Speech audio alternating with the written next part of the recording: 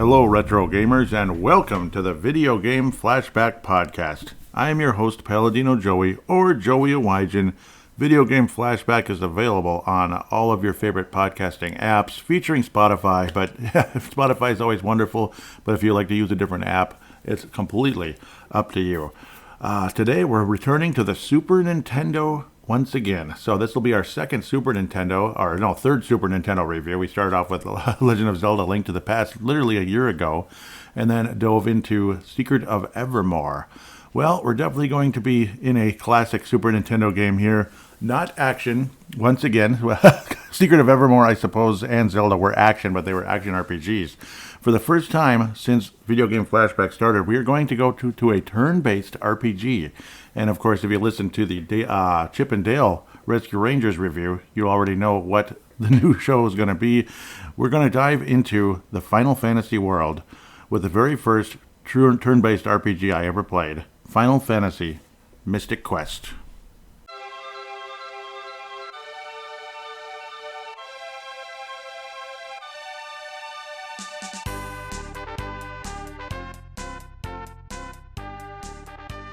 Now, of course, disclaimer or whatever you want to call it, is this the best Final Fantasy game? No, definitely not. But is it a terrible game that should never be played?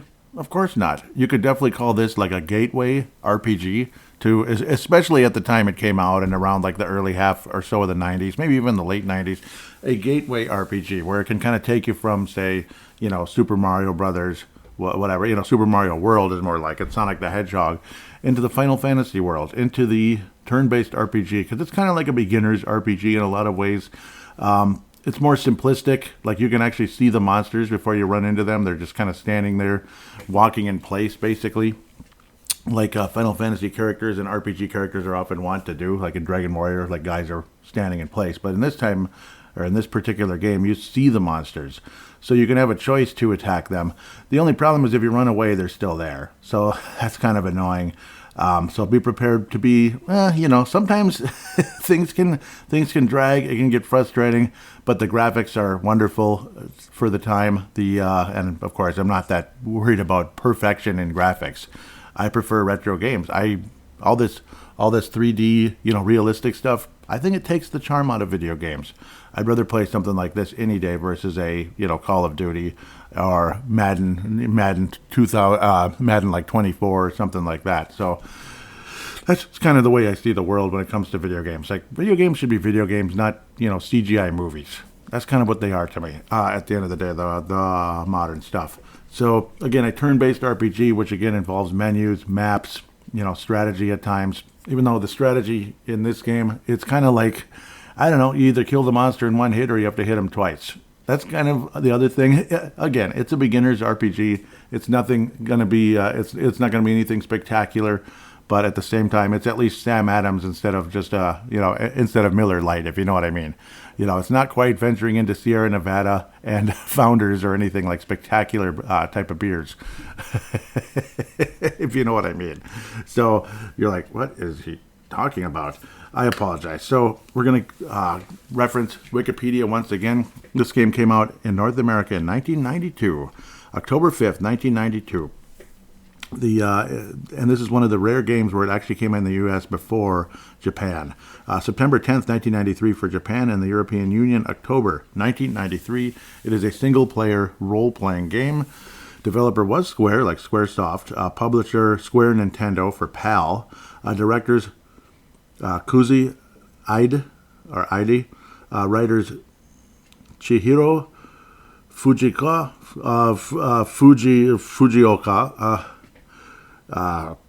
Yoshihiko Maekawa and Ted Woolsey. That's a little bit easier. Composer Ryuji Sasai, Yasuhiro Kawakami. So you got it like that series of Final Fantasy, Super Nintendo, so on and so forth. Now, my personal history with this game is, it was 1994. I'd been interested in seeing this Final Fantasy adventure, this Final Fantasy Legend 1, Final Fantasy Legend 2, Final Fantasy Legend 3 with that gold font because, like the American versions and such. Final Fantasy 2, sitting at Target for At the time, it was like $50 and all that. So, and $50 in 1992 is a hell of a lot more than it is today. It's a lot of money. It's over $100 in comparison. That's a lot of money. So, and then there's Final Fantasy Mystic Quest, which is only about $30 at the time. It's like $29.99, and it's like, hey, it's a Final Fantasy game. And it's affordable, and I don't know, I guess it's slightly newer than the Final Fantasy II game. So I'm guessing Final Fantasy II is probably a better game, but what the heck? Let's start simple here. Let's start with Final Fantasy Mystic Quest. It was February 1994, a freezing cold day. I still remember everything, which is weird. I have a crazy memory of strange things like this. We went to Eddington's. It was a cold, cold day in February, I believe early February. Eddington's is a really nice, like, soup restaurant, you could say, in the Ridgedale area, if you happen to be local here in the Twin Cities. This was Minnetonka, so it was like the Ridgedale area, little mall area. There's the Target, which is close to where Best Buy is as well, and all that. Again, a few blocks away from where actually the Ridgedale Mall is. Again, if you're local to Minnesota or you know some of that stuff.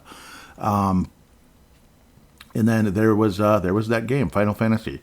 Then we went to Eddington's, had some nice soup. Had some nice soup on a cold day, kind of like it is now. Is it's like a snowy day at the time I'm recording this segment. Snowy day, not heavy snow, but snow in general. Snow, cold, winter day, and see how I like to kind of go back to the mood of when I first played the game, first experienced it.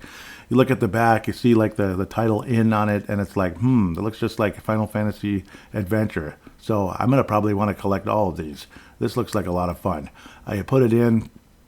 The music is really good. The graphics are, lively. They're colorful. And it's something new. For the first time, it's like, okay, so you bump into them and you select this and that. So RPGs were a brand new thing for me. But it wasn't a very complicated transition. One thing that you notice when you're letting the demo play, which I am right now, you just see bars, like energy bars, like kind of like an action game, like you're playing, I don't know, Castlevania or something, or Mega Man. And it's like, at the time, that might have felt like, yeah, so you're transitioning into RPGs rather than looking at hit points and such. But as a traditional RPG person nowadays, I do not want to see the bars, and luckily you can select that. You can change it over into the numeric system, which I highly recommend if you're in any type of an RP, or so you can look at their hit points rather than bars of energy, because I think that's weird and confusing and not really necessary. At the end of the day, I'd rather see hit points, and then you can see the actual damage. Like, say you subtract 36 hit points from 100, so on and so forth. And now you have, now it says 64, simple. So, simple, at the end of the day. To Wikipedia, Final Fantasy Mystic Quest released as Mystic Quest Legend in PAL regions and as Final Fantasy USA Mystic Quest in Japan. So it's like, again, like those dummies in USA here, take this easy thing, just take this easier model game. It's a role-playing game for the Super Nintendo Entertainment System. It was released as a spin-off to Square's Final Fantasy series of video games. Final Fantasy Mystic Quest was first released in North America in 1992 and marketed as a simplified role-playing game designed for the entry-level player, which pretty much what I was at the time anyway, when it comes to role-playing games. In 94, again, like I played Zelda games and such, but that's action RPG, Zelda 2 and such. I'm pretty sure I hadn't beaten Zelda 2 yet. But yeah, it was an attempt to broaden the genre's appeal. And you know what? They were successful with me, because what did I do after that? I bought them all. Until it got further into the PlayStation era, then it's like, it's not fun anymore. It's not fun anymore, because it's not really, I don't know, it's completely different. It's like lost its identity. It's lost its charm. See, I'd rather look at that 16-bit worm, that leech-looking worm that wants to eat me up, rather than a, realistic one. Whatever the heck the graphics, 128-bit, and look at the graphics, and look at the lightning, and all the effects, and it's 3D, and the camera angle. I don't care. I just want to have a classic Super Nintendo or NES version of the game. Probably Super Nintendo when it comes to RPGs. I just think it's better. Like the NES RPGs, not so great. They're a little bit slower and kind of primitive, though some of the Super Nintendo games like Lufia have a primitive aspect that I'll talk about someday, where, well, I'll bring it up now anyway as well. Thankfully, it's not a problem in this game. Like, say you attack the skeleton on the left. Like, there's 3 skeletons, one on the left, one in the middle, one on the right? So you select both characters to attack the one on the left. Okay, the one on the left is dead, but another character still was scheduled to attack the one on the left. So what do? You attack the next skeleton in line, whatever, right? So, but in some of like Final Fantasy 1, heck, and Dragon Warrior, I think 2, 3, and 4, and also in Lufia on the Super Nintendo, which I think is insane. So you imagine the left skeleton's dead, right? But you have another character still attacking. They'll attack the area where the left skeleton still was, and it'll be called an ineffective attack or a miss. What the hell is that? That's stupid. So thankfully, after Final Fantasy 1, that was pretty much over with. So you don't have to like strategize if the monster's going to be killed in one hit or something, which is the dumbest bullcrap ever. So thankfully, you don't have to deal with that in Mystic Quest or future Final Fantasies at the end of the day. So that's obviously a huge, huge thing. But yes, they did a good job bringing me in. Kind of like the iPod Touch, which is far inferior to an iPhone, but it gave you like a sample of what the iPhone was. See, now, at the end of the day, I'm an Android person, but I like to use Apple for podcasts. I don't know, I just like Apple Podcasts better than some of the other stuff. But obviously Spotify's universal on both Apple and Android, so that's wonderful that you can use it there, and it's a good one. But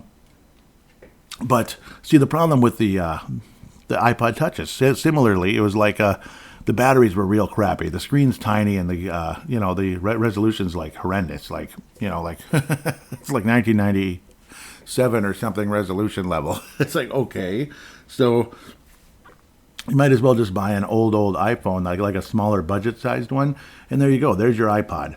Simple. But similar with Final Fantasy, though, Mystic Quest is kind of like that. It's like a kind of a cheaper, dumbed down version, you could say, of Final Fantasy to kind of draw you in. Now, again, is it a bad game? No, of course not. I still enjoy it. There's boring aspects to it, but every RPG can get you bored after a while. It's like level building, level grinding, as they say, like in the modern days. Level grinding, I always call it level building. It can get boring and tedious. But in a lot of times it's necessary. And in this game, you want to do that as well. That way you can kill a lot of the monsters in one hit and move along, rather than struggle and be literally bored to death because everything takes 2 hits. It's like, oh, it's so boring. So there's a bit of that. We'll continue. The game's presentation and battle system is broadly similar to that of the main series, but differs in its inclusion, action-adventure game elements. It was also the first Final Fantasy game to be released in Europe. Cool. The player controls a youth named Benjamin, so that's actually the main character is named Benjamin. No relation to Joseph or Jacob in the Bible, at least I don't think so. No, I'm just kidding. And he's named Benjamin in his quest to save the world. His goal is to reclaim a set of stolen crystals, so that's very Final Fantasy-like, that determine the state of the world's 4 elemental powers. Very Final Fantasy-like. The gameplay takes a departure from the main series in a variety of ways, eliminating mini-series staples such as random battles, save points, manual equipment, and the party system. The game received middling reviews and sales in North America and Japan, citing its simplified gameplay and lack of depth in the game's story. The story's fine, though. It's just not great, okay? It has retained its reputation for being a beginner's Final Fantasy and has been praised for its music. Oh, yes. The music is fantastic. I agree with that completely. Overall gameplay, like previous games in the series, Final Fantasy Mystic Quest is presented in a top-down perspective, with players directly navigating the main character around the world to interact with objects and people. The game features a unique way of traveling the world map. Unlike past Final Fantasy games, players cannot freely roam the world map. Instead, they travel along set paths from one icon, pictorial image of the world to the map to the next. Yeah, so it's kind of annoying in that way. And of course, other stuff gets blocked off because you have to clear it out first. Like, say, there's like battle fields and such, so we're going to get further and further into that as well. But yeah, it's kind of an iconal map, which is definitely different. Instead of walking around in the overworld like in Final Fantasy VI in like the Veldt or something, or walking towards the Empire, Final Fantasy VI, Final Fantasy IV, walking to Capo in the desert when you're trying to help this young girl named Rydia. Oh, we'll talk about them someday. Cecil or Cecil. I'm going to call him Cecil, dang it. It sounds better, even though Cecil's more accurate, I guess. Some routes are blocked off, indicating restriction is indicated by the gray arrow. Yeah, you can't go forward rather than like a yellow arrow, but become accessible when the player succeeds in a specific task, such as completing a dungeon. It's kind of like Mario in a lot of ways, like Mario 3, when you get the iconic map. That was first started in Mario 3, so that's a little bit of a Mario 3 aspect, in a sense. Like, you beat level 1, okay, now you can get to 2. You beat the little mini fortress, now you can get through this specific area and move on to this other section in Iceland, or whatever the heck it is. No relation to the real Iceland or Greenland or anything like that.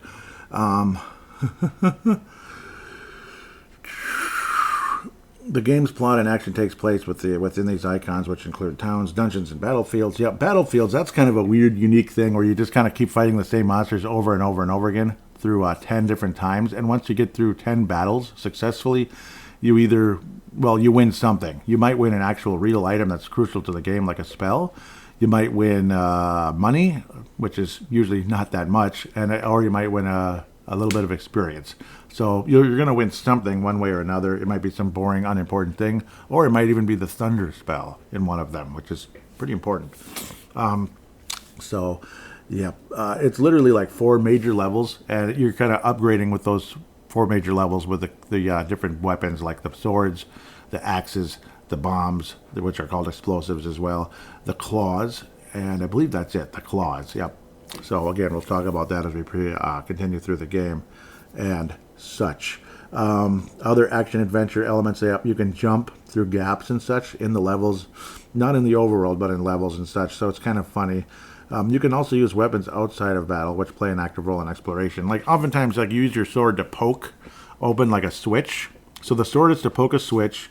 The bombs are like, say, Zelda, like opening up a cracked door, or opening up like a door, basically, in that sense, like it's like you're in a cave or something. And the axe, you cut down trees to get through as well. So, yeah. And the grappling hook, that's also it's like a hook shot in Legend of Zelda. That's like the highest claw, basically. That's the dragon claw. So, yep, there's the different levels of claw, like hat claw, charm claw, dragon claw. So, yeah, that one's always really cool. That's how you clear wide gaps, like the hook shot in Legend of Zelda.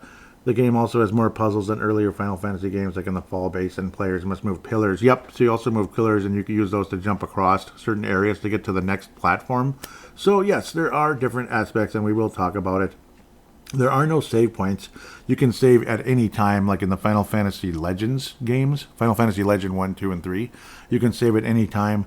I believe also Final Fantasy Adventure, yes. So it's similar to those, kind of like knockoffs of the main series. Final Fantasy Adventure is actually in the Secret of Mana series, Seiken Densetsu, and I still have to talk about those someday. Only 2 of those actually really excite me, except maybe Seiken Densetsu 2, which is Secret of Mana 3, or 2, or whatever the hell it is. Seiken Densetsu 3, which was a 1995 Super Nintendo release only in Japan, until it was translated many years later to the United States via emulators or an actual real release on the more modern game systems. That's another one, though. So it's called Final Fantasy, even though it's not. It's like the Secret of Mana, but still Square. So it's good stuff. Square is a wonderful company. The battle system, it's like there's no random encounters, and battle system is kind of what it is, like, because select you select battle, and you attack certain, you attack the frog or whatever the heck is on the screen. Also, again, you can change your weapons by pressing the R button, depending on you have different weapons like sword, axe, this and that, claws, and explosives. You just press the R button and it'll just kind of go through during the battle. You can do that at any time as well. Simple stuff for the most part, and of course you can select spells to heal or attack the enemy or whatever the heck. Not heal the enemy, but attack the enemy. The story, the story starts off with you climbing the Hill of Destiny, and while exploring, his village is destroyed in an earthquake. So we actually never know the name of the village he's from. He climbs the hill. He meets a mysterious old man who charges Benjamin with fulfilling the knight's prophecy. Although initially in disbelief, Benjamin accepts his role, and the old man shows him the Focus Tower, which is kind of like the main, you could say it's like the Tower of Babel, but like not an evil version of it, we'll say. So God doesn't have to destroy it and confuse everybody. So The focus tower, supposedly the center of the world. Yeah, and it kind of is in the game. Like you go from the forest area into the focus tower to the aquaria and such. Yeah, that's like more of a water area, and then into the mountain volcano-ish area, and then ultimately into a deeper forest, you could say. So it gets pretty interesting. Like the level forest, that place is tiring. A couple of characters help you. You only have one character with you at a time, so it's either by yourself or with a NPC, I guess you could say. They're like auto. I guess no, you select them. What am I talking about? They're not an NPC. NPCs are the people you talk to. But yeah, you start off with Kaylee, who is an axe. You get Phoebe later on, who will have. She'll start off with a cat claw and then get the bow and arrow later on, she's the only character with the bow and arrow. Powerful character, Phoebe. And you also get Tristan, who's kind of a funny guy with ninja stars and such. Tristram, anyway. And Ruben, who's got explosives and axes. So he's also a nice, strong character. He's a good one, but unfortunately he gets injured along the way. And you don't have him back in the group. I guess you have him for a short time afterward, and then he goes back to kind of relaxing the rest of the game. And then you work with Kaylee and Phoebe. So we'll kind of go through the story as we play the game. I'm not going to go through the entire story here and all that. Captain Mac is an important NPC who is the father of Kaylee. He will play an important role much later in the game, but he never joins you in the party. He's just obviously an important person, and we're looking for him. He's been missing. So, pretty cool stuff. So that's kind of like it in a nutshell. Through gameplay and such, we'll go through the story that way rather than me reciting it all off to you right now at the beginning of the game review. That'd be kind of silly and dumb. But, yeah, it'd be silly and dumb to do it that way. So we'll go through the game as we go through the game, the story as we go through the game and such. Again, I'm going to try my best to not let this game review go on for like 9 hours or anything crazy like that. Going to try to, obviously not talk about every single detail and every single level, just bits and pieces here and there that give you an idea of what's going on and what you're in for. Otherwise, with that said, it's time to game on and start playing some Final Fantasy Mystic Quest right here and now.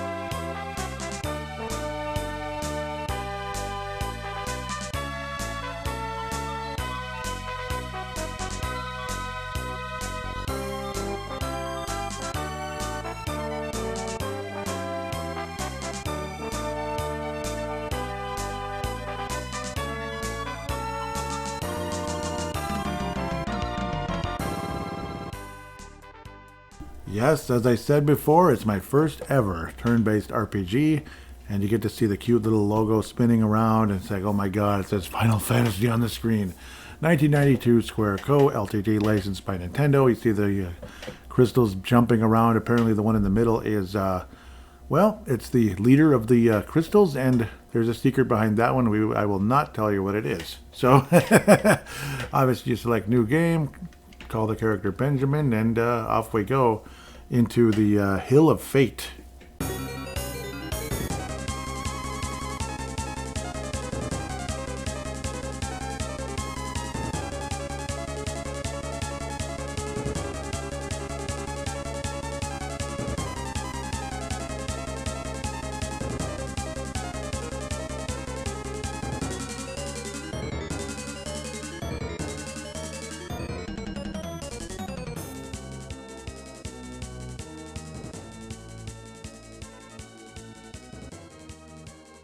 Or, sorry, Hill of Destiny, but it is what it is. The boy's talking to this mysterious old man. Nudge, nudge. My village is gone. What on earth is going on? The man replies, this place is going to sink any second. Let's climb up quick. And yes, you just... oh, nope, it is automatic. Everything's shaking. It's an earthquake. This is where you first learn you can jump. Press the B button to jump across, and you jump across. And then everything sinks. Not sure what would cause all that, other than it was the Tower of Babel, and okay, I'm sorry. Yes, so now the old man, you just kind of follow him a bit. Yep, there. That's the real Tower of Babel. Look over there, the focus tower. Once the heart of the world. Yes, that's the Tower of Babel, all right. Son of a gun. An old prophecy says the vile four will steal the power and divide the world behind four doors. Again, so it is like the center of the world in this game. At that time, the night will appear. The prophecy has now come true. Four monsters have locked the doors of the focus tower and escaped with the keys. They're draining the light from the four crystals of the earth, and the world is in chaos. No, it's chaos. I'm just kidding. The people are in desperate need of help. Benjamin, only you can save the crystals and the world. Really? It's like, okay, that's different. But yeah, sure. He says, me? Yes, you, Benjamin. Only you could be the knight spoken of in the prophecy. It's like, well, okay. Look out, a monster. So you get your first monster, but the battle music doesn't play yet. We're going to hear a bunch of that. So you'll notice, again, like I talked about earlier, you're level 1 now. You have bars for your energy. I suggest go to control, which I'm not doing anything right. I don't know what I just did. Yeah. It's not letting me do anything. It's not letting me do anything. Okay, so just fight it. You'll be able to get more control over what you want to do later. Just fight, and kill the behemoth. I still can't believe my friend Dave, just in case you're listening, from Zimmerman. I've known you for many years. Obviously, great friend, Dave Reinhardt. He always called it Behemoth, behemoth, not Behemoth. The behemoth hath perished, defeated the enemy. You got 84 experience and 3 gold points. How generous.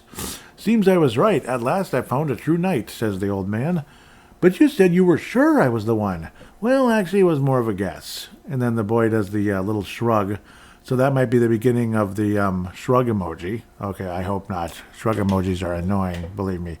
Oh, they're annoying. Anyhow, he says, forget it. Just tell me where I can find the crystals. It's up to you to find them. Oh, gee, thanks, man. This place is becoming dangerous. Follow me to the level forest. And then he kind of flies away, and you're just like, wow, okay, sure, whatever you say. Got to get out of here. Who was that guy anyway? So then the character Benjamin automatically walks down, and the mountain behind you kind of ceases to exist. And you walk into an icon that says level forest. There's nowhere to go. Nowhere to go. Unfortunately, you're still damaged from the behemoth, but you're not going to really fight here. But you'll also hear the song Level Forest, so do enjoy.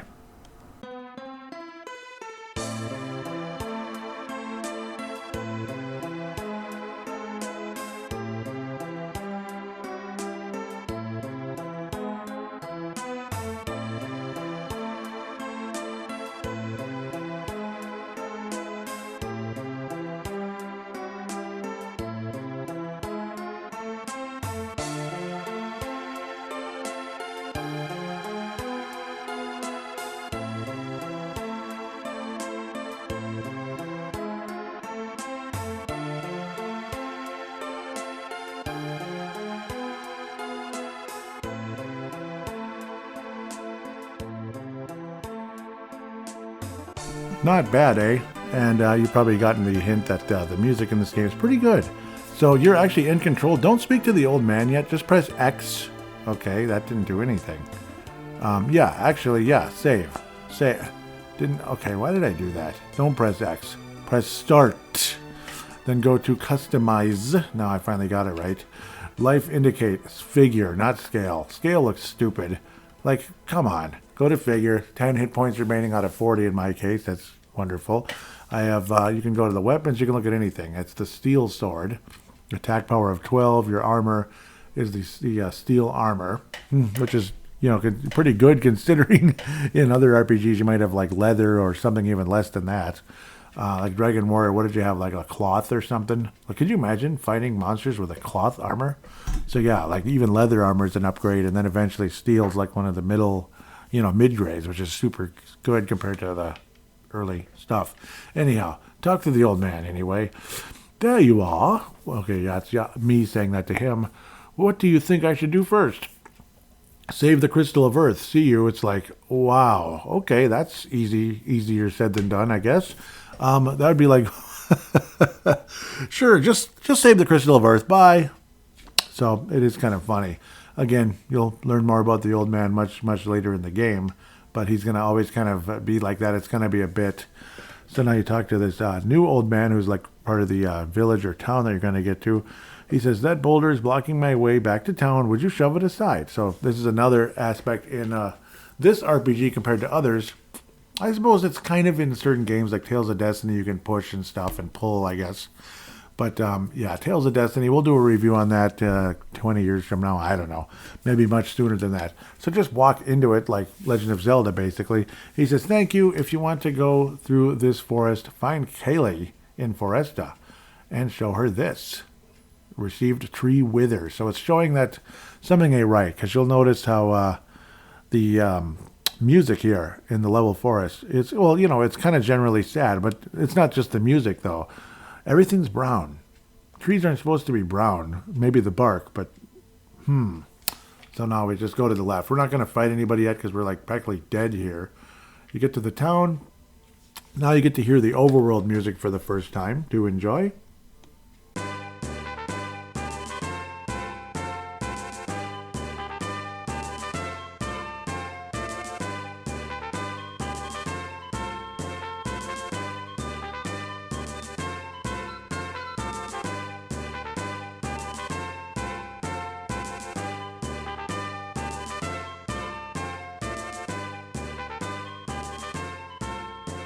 Yep, it sounds kind of like the introduction a little bit, doesn't it?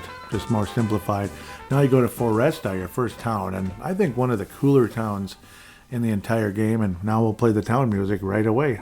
Here's, the Foresta town music anyway.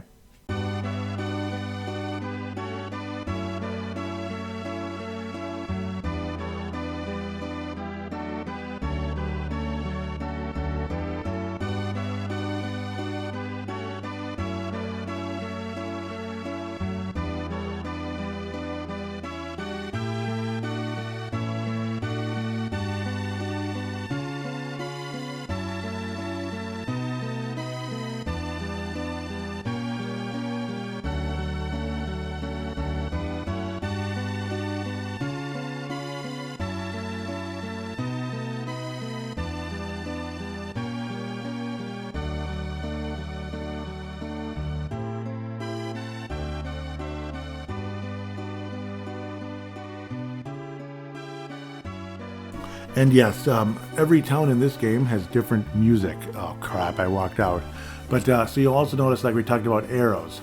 So you can walk back to the level forest on the overworld. Again, how you just walk to icons. It's not like out on the overworld like in Final Fantasy VI or something. Boom, you bumped into some whatever. Final Fantasy IV, you bumped into some imps.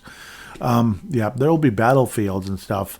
Like you'll notice an icon where you see two swords like clashing into each other, but you can't go there yet. It's a gray arrow. So you have to do something in Foresta first, and in the level forest as well. You haven't done anything yet, basically. This town, I swear, I've had dreams about this, about living in a place like this. It was the coolest dream, like one of the coolest dreams I ever had, where you lived in like trees, but it was gorgeous. It was beautiful. It was such a nice dream. And then it's like, that was Final Fantasy Mystic Quest, wasn't it? And I think and it was like, and it felt like it was the early 90s. Like, even though it was like, already in the crappy whatever this era is. Because I had the dream not too long ago. I mean, I guess it was a while back. But so it's interesting to think I had a dream about this town, basically like as if I was living in it and all that with like family members and such. You'll also notice everybody in this town is very, very old. So what the heck's going on? Well, the crystal is being drained of energy. And the monster in the bone, which will be, this will be the level here, the dungeon here, the main dungeon in this part of the world, is draining energy from the trees and all that stuff, but also from people too. So it's pretty nasty. Like, you'll meet an old woman close to one of the tree houses or whatever. She says the monster can drain energy from a person. I'm really just a child. See, think about that. It's an old lady, and she's a little girl, like when everything is better again. You walk into houses, you meet people and such.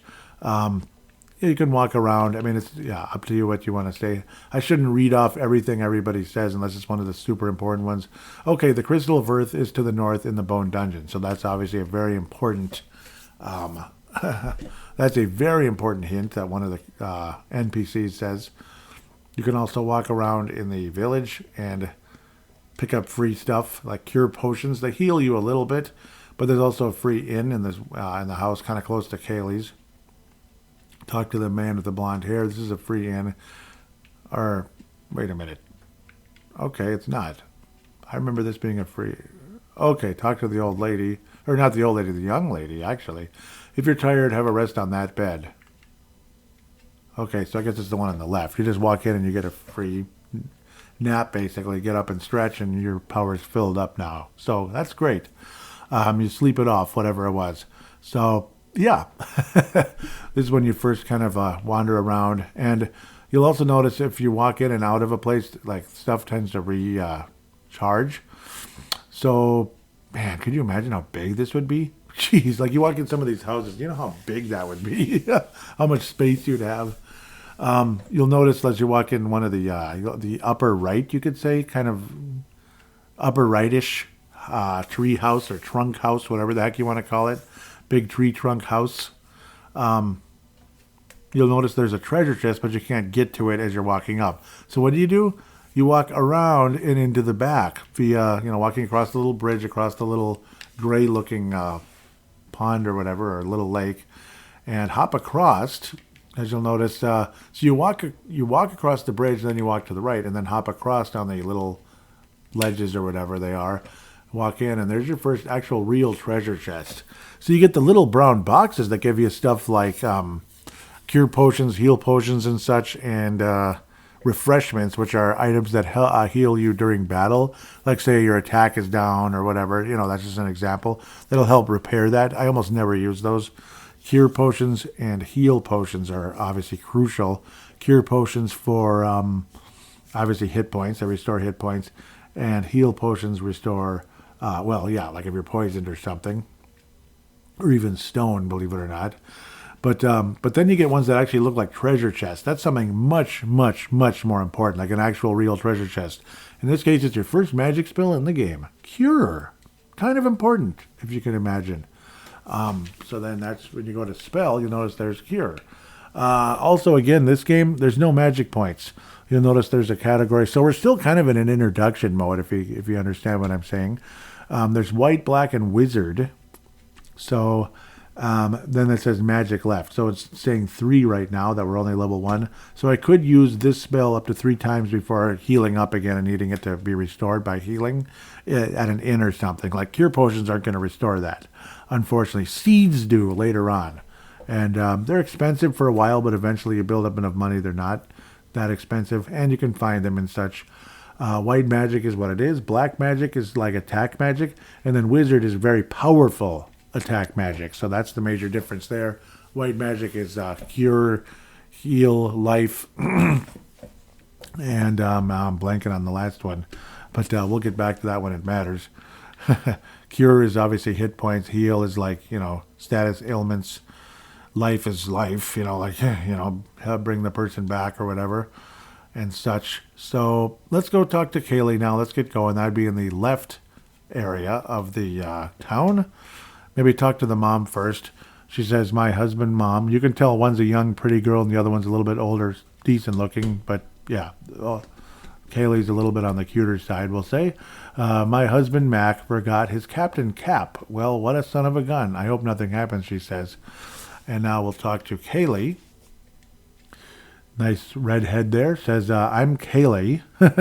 There's a tree blocking the north exit of the level forest. I can chop down the tree, but monsters have taken over the forest and I can't get to it. And then Benjamin says, I can help you with that. Come on, let's go. So the mom's like, whoa, don't go anywhere dangerous. And then she's like, hey, let's get it done. Let's take care of this, basically. And then the tree wither is what convinces Kaylee, yeah, it's not worth it. The trees are really suffering. Let's go. She grabs her axe and, yeah, ensures her mom everything will be fine. And you have your first guest, you have your first partner in crime, so to speak, and she has an axe. She has an axe to grind. You can walk up in the little area to go to the little brown box, and there's some more cure potions. You can walk in and out of villages and such to do that many times, which is always a wonderful thing. I forget if... Nope.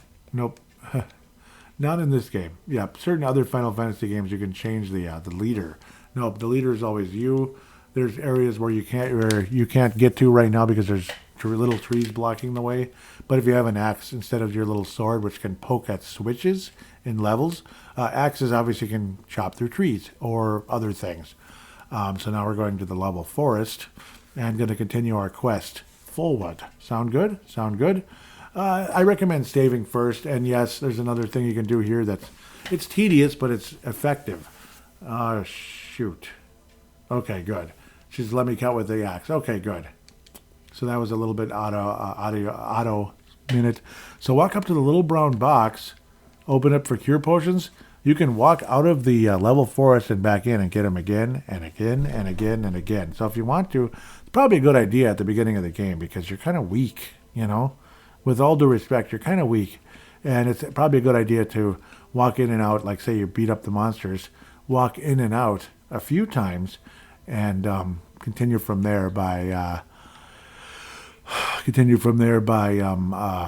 level building that way. Even though level building can get boring and tedious, sometimes it's a good idea, actually. Sometimes it is. So, especially early in the game. Now that I've babbled enough, let's try to move forward here. I think I've given you enough of an introduction now. Let's play the damn game, eh? First things first, what you're going to do is, well, just walk into a monster and engage in your very first battle scene. And here you go. The song you're going to hear over and over and over and over and over and over and over. And plus, I encourage you to level grind, like I said, like level build, like basically kill the monsters all over the place. Heal, come back, heal as much as you need, obviously, as often as you need to, and then keep coming back because they'll respawn again, like say you exit the area and come back and respawn, and level build a bit until you're at least level 3 like Kaylee, or even beyond, possibly up to at least to a point where you have like 120 hit points, 160, even 200. It's up to you, but that's generally what I'm thinking. Well, here's the battle scene music. Do enjoy.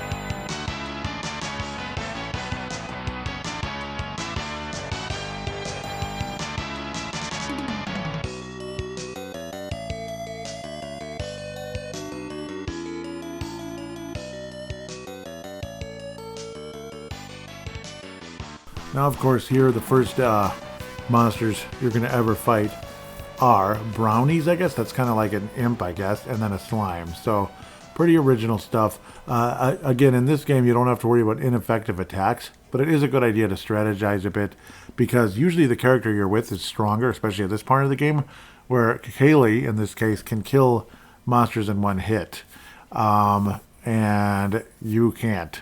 So you can always tell when the monster's injured but not killed because their appearance changes. Like in this case, the what you call it? What do they call it? The brownie. Their hat's gone and their part of their hair is gone and they have like a band-aid on their head. So that's like when they're damaged. Also, when you start off the game, you'll notice your partner in crime, so to speak, has auto next to their name and they start attacking automatically. Not what you want, in my opinion. So what you do is press on the control button, like see how there's battle, run, and control. Go to control and just press the button, and then it'll simply say manual after that. Now you are in control of the character you have. See, right now I have a character who's or enemy who's half beaten, and another one who's not been touched. Have your character, have Benjamin attack the half beaten character or monster, and have Kaylee take over with the monster that has not been defeated. And you'll pretty much want to go through the rest of the game at times. Obviously, when you level build for a while, you might end up becoming stronger than the other person eventually, or at least get to the same level or close to it, that type of thing. So those are little strategies that you're going to do throughout the game. So for now, just level build for a bit, and eventually you'll meet your first boss in the game. Wahoo. More of a mini boss, actually, so there's no no special boss music yet until you get to the end of the bone dungeon and such. That's where you get the main boss music and things get a little more energetic and exciting. Otherwise, you finish the level forest by, say you chop down that tree. That's like an orange tree that Kaylee does when you walk up to it, and then you start a battle with, again, that mini boss. He poisons Kaylee, and then basically from there, she's like, uh-oh, basically I'm sick until I can get the elixir, until you can get the elixir for me. She gives you her axe, and then you just kind of continue. Now you can have an axe to chop down trees to get more access throughout the game to potential items or God knows what. You screw around, you can go to you go to battlefields, you try to, you have to fight 10 battles in a row, basically, but you're not required to necessarily all the time. Sometimes in order to continue, you need it. Sometimes you don't in order to continue, but you ultimately win a prize if it's a little bit of gold, a little bit of experience. Other times it could be a black spell. It could even be a wizard spell on occasion, but that's pretty rare. I think you only get one through a battlefield, but yeah, you win little prizes and such in those, and also sometimes to continue in the game. And then ultimately you go to the Sand Temple and you meet your next friend, basically. You meet your next friend after you mess around and such. So you have to kind of continue towards getting the elixir. You open an empty treasure chest, and then you're like, what the heck? You thought it would be that simple, but nope. Then you meet Tristran, who jumps in the game, and you get to hear his theme song now.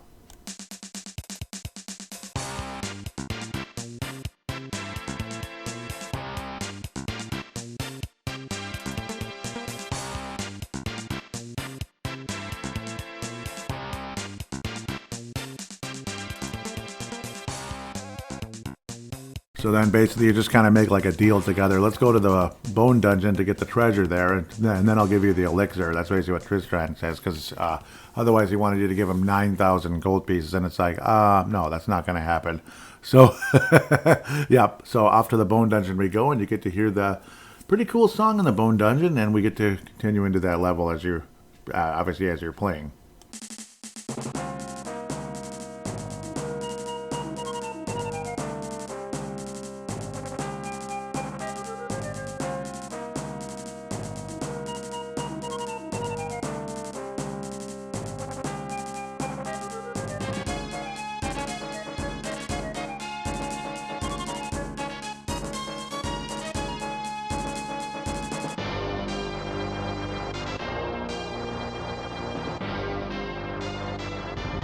So, of course, with Tristran, now he has ninja stars, which are throwing objects. That's an item you'll never get in the game. And those you can obviously add more quantity of those throughout levels and such. It'll pop up in random boxes. Not treasures, but boxes like the brown boxes, where you can get 10 at a time here and there. Sometimes it respawns and such as you walk in and out of places. So you can always go about that. Of course, there's a battle zone, an optional one, but you win a charm there, so you want to do that, of course. Again, continuing into the bone dungeon we go.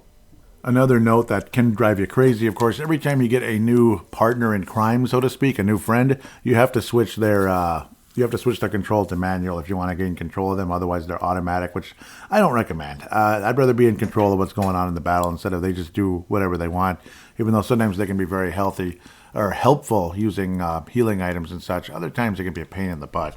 So yeah, definitely.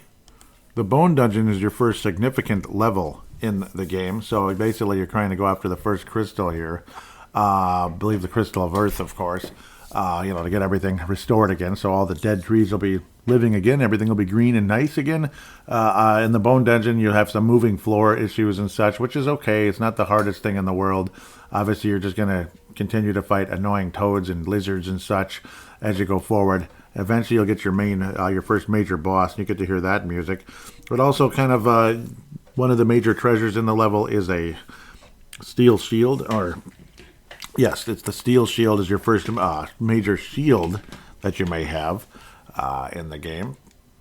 Yes, I was just not making 100% sure because I have no shield at all. And that just simply raises your defense. It doesn't necessarily block anything. Obviously, other little treasures can give you more ninja stars and such for Tristram. Again, the character Benjamin, will ever get ninja stars. Also, don't forget to get one of the important black spells in the game. In this case, Quake Magic, which doesn't excite me all too much. I barely ever use it. It gets used against you by the boss though of the level. So we'll get to him we'll talk about him in a minute shortly. But that's the spell you get in the level. So every one of these major levels, there must be something in there.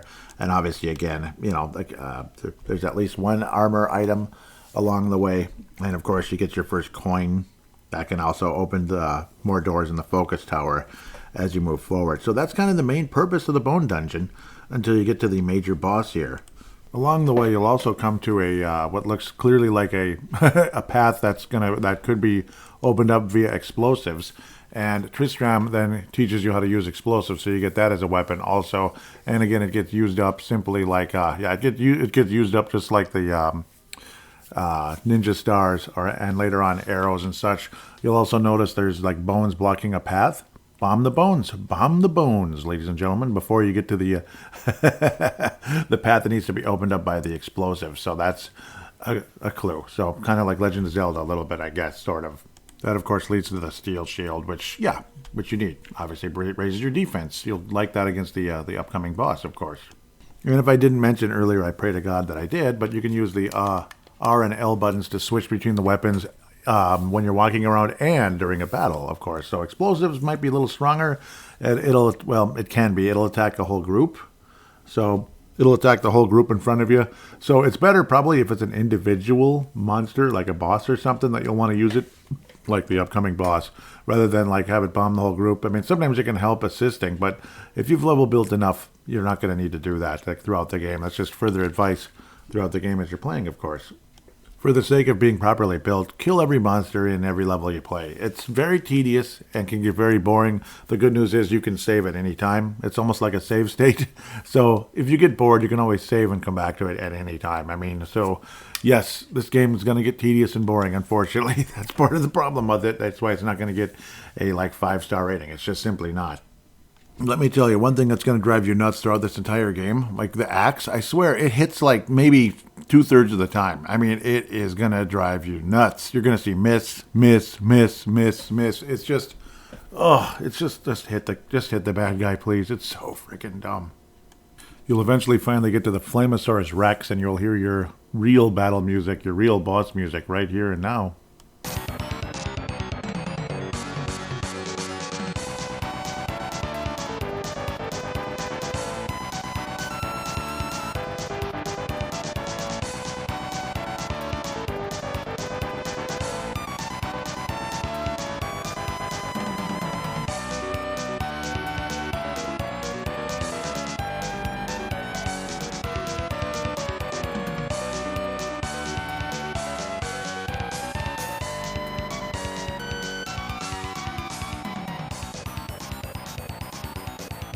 Flamosaurus Rex isn't too hard. Of course, he uses Quake and all that. This is where you want to use your explosive because he's a single monster. So the bomb goes straight to him rather than spreading all over.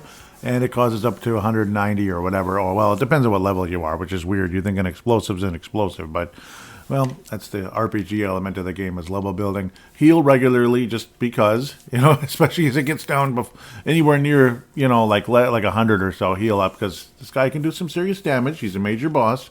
And obviously, you'll see your progress as he continues to deteriorate. That's the fun part about fighting bosses in this game. You'll notice them deteriorating and such. So, yeah. Eventually, Flamosaurus Rex finally goes down, and you get to hear the wonderful music as the crystal of Earth appears, a nice gold crystal floating above.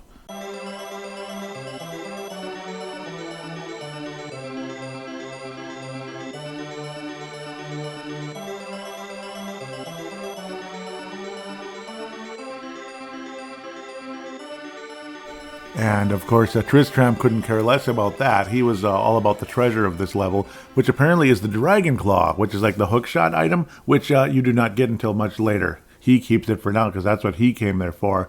But it's like a sneak preview of what it is, kind of, and such. So he's going to keep that. You get the elixir, and, away we go. So we're going to go back to Kaylee and all that, and you can walk through this level. Of course, do not forget to get the coin in the treasure, the sand coin. And such. That's how you can continue into Focus Tower. You forget to get that, you're going to be disappointed. Tristram, of course, also leaves, and you're just kind of left with your shrugging look, like what the hell was that? But that's Tristram. He's weird. He's kind of like Shadow on crack. I don't know, kind of like that. Like say Shadow from Final Fantasy VI. We'll get to that someday. But yeah, go back to Kaylee and all that cute stuff is what's the next thing that you would do. When you get back to the village of Foresta, everything's green, and all the old people are now kids again. So it's obviously very adorable and happy and everything. So, but now you want to continue your quest because you've got 3 more crystals to go towards. The Focus Tower is our next thing, especially after we talk to Kaylee. We're going to give it to her. She doesn't recover right away, so you don't get her back until much later in the game. But she's not even the final character you're going to be with. Yep, we give her the elixir, we're happy, blah, blah, blah. And then off to the Focus Tower we go. She says, take care. And yes, take care, Kaylee. We love you very much. I think she's the one that likes you a little bit later on in the game, and why not? That wouldn't be, I'd say go for it. So, at the end of the day. But to the Focus Tower is where obviously the game takes you next, and you got to kind of venture your way through there. And ultimately, figure out your way through after using the sand coin and such. And then off we go into a very cold place. Of course, this will be the Crystal of Wawa, Crystal of Water. Everything's frozen. Interesting indeed. And of course, before we go there, we got to deal with the stupid battlefields again. But why not? Why not kind of get some experience and some prizes and such, So that's kind of the fun of it, or sort of and such. Eventually, we get to the Focus Tower after screwing around in a battlefield. And all of that. It's actually optional, but just do it. As Nike would say, I guess, just do it. Just battle away is what I would always recommend. Of course, after you're done with that boring, repetitious bull crap, but thankfully, again, you're going to probably fight worms in this one. The axe is strong against worms, so you should have a quick time with this. And you get to admire the awesome animation with the clouds moving. So you get to admire how cool the graphics are with the clouds and the mountains off in the background. It's actually really a sight to see. So that's the enjoyable part. Some of the battle scenes are freaking gorgeous in this game. For a 31-year-old game, it's pretty damn impressive. But here's your fascinating Focus Tower music, I guess.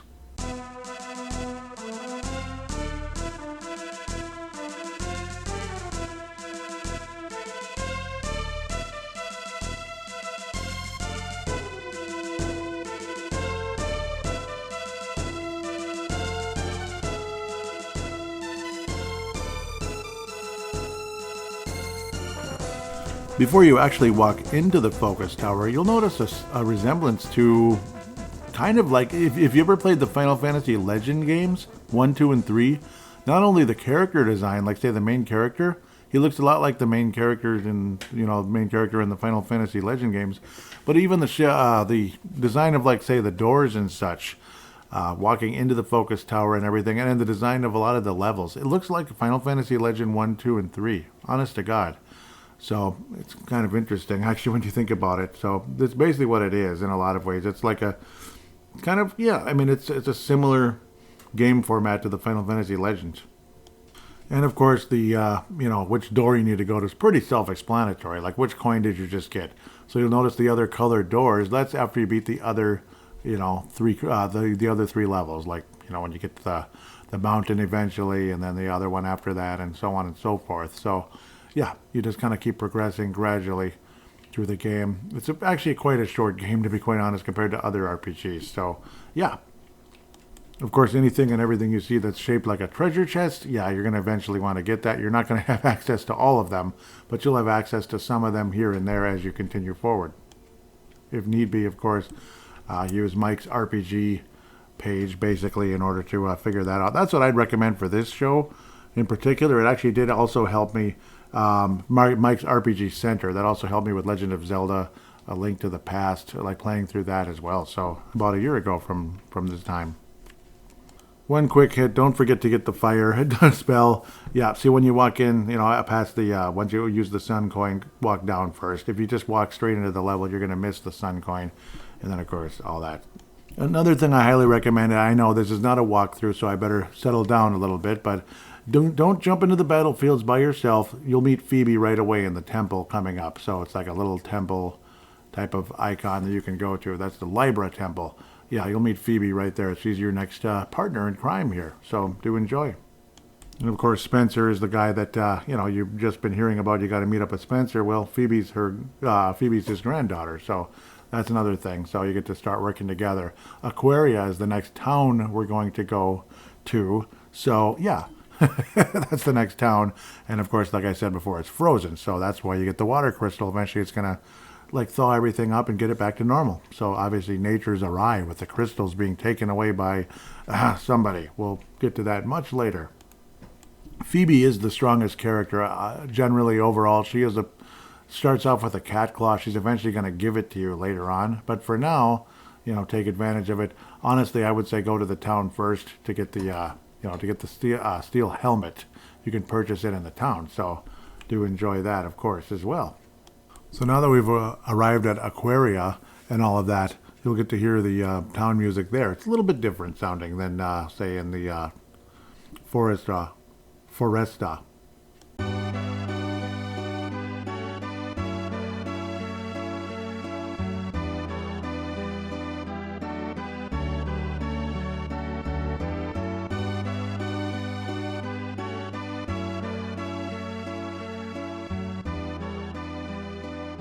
It literally sounds like, things are kind of frozen here, that kind of thing, like a cold, cold day without the wind, though. That's coming up in Windia later. Spoiler alert, I suppose. Bit of a spoiler alert, but that's part of the fun of these game reviews. It's only 31 years ago, so, After being bored to death and frustrated with the stupid the stupid battlefields, you eventually want to go to the Wintry Cave.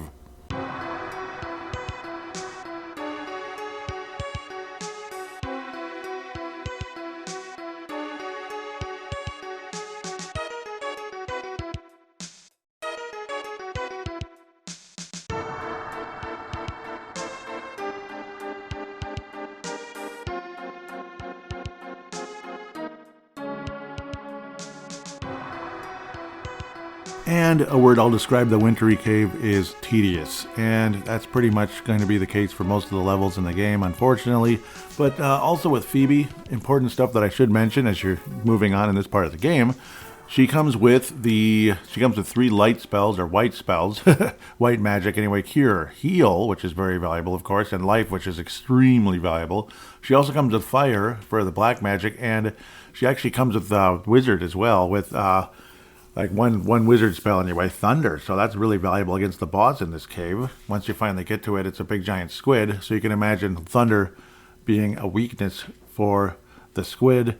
You want to open up with it's called a squidite anyway. You fight bigger ones later on in the game, or meaner versions of it, like pink color. This one's like a black color, but whatever.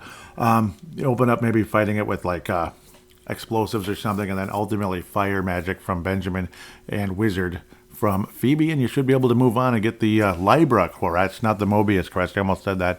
And that's the goal for this level. Unfortunately, you're going to find out you're going to wind up having to go to the Ice Pyramid and get the crystal anyway. So it is what it is. The wake water only helps with one tiny thing. You got to help the whole darn area. So yeah, to the Ice Pyramid is going to be our destination soon, but we have to get to another area before that called the Falls Basin, which actually has a beautiful, beautiful song that you'll be listening to now.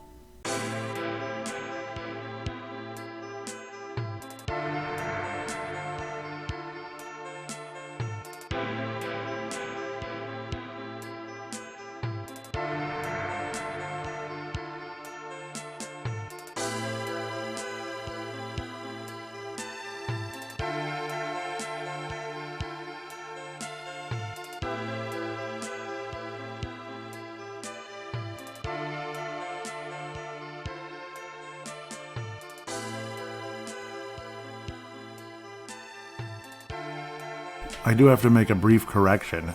You don't want to use fire against the squidite, but explosives, actually, that's his weakness. Fire doesn't work, but thunder does work. So, yeah. And before we finally start working in the Falls Basin, ultimately you do go to the temple nearby where it has like the Libra crest and everything. So, the thing you step on, and that's where the crest takes effect and all that. You warp to other temples in the game and all that to get the wake water. But I don't think I played the temple music earlier. That's my whole point right now. So I'm going to play the temple music now. Very calm, relaxing as well, just like that waterfall song that you heard a second ago. Here is the temple song.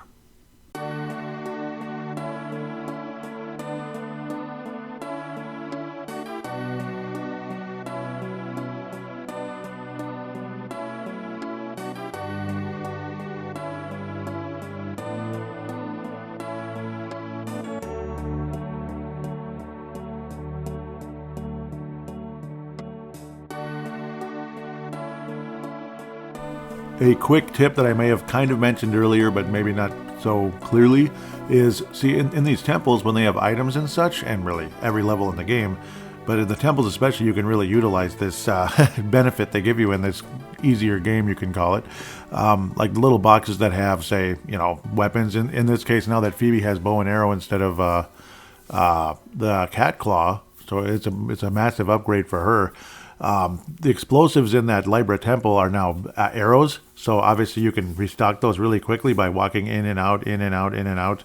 And then same for like cure potions, say in the Life Temple when you transport from the Mobius crest, or I keep calling it Mobius, but with the Libra crest. So huge tip throughout the rest of the game. You can restock weapons and or cure items for free very quickly that way if you want to throughout certain temples in the game, and even maybe at the beginning of a level, but certain temples you can really utilize it, especially as you get further and further in the game. So yeah, now we go to the Falls Basin where it's kind of a bit of a maze, and you're pushing stuff around in order to jump, so you just kind of got to figure that out as you go. Again, the music is really nice and calming here, but the level's kind of on the annoying side, and the monsters are kind of annoying as well. The Medusa-looking characters can either turn you into stone and put you to sleep and confuse you.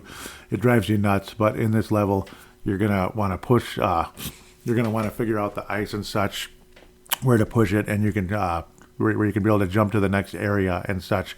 And on occasion, of course, you have to kill the monsters to even get to the ice, because there's multiple ice chunks that you're going to be pushing around that you can jump on to get to from one platform to another. So it's kind of a little bit more of a maze. It's not too complicated, but there's also a pretty important item here as well. In this case, the ultra valuable heal spell is the main special item, you could say, in this area, which ultimately you have to beat this place to even get to the pyramid. You fight a snow crab, which is weak against axes, explosives, and fire. So, and of course, thunder will work as well with Phoebe. And after you do that, she will give you the jumbo bomb. So it's an upgrade for the explosives. And of course, you still have the same amount of explosives that you had before. And everything that was, just the regular bomb, whatever, before, is now jumbo. Whenever, like, say, you open a box. So everything upgrades when it comes to things like that. And then eventually you'll get the mega grenade, which you can throw. But that's later on. That's in the third area of the game. So, yeah, like the third quarter or so, third area of the game when you're going after the fire crystal. But let's not get ahead of ourselves. To the ice pyramid we go. Let's do this, baby.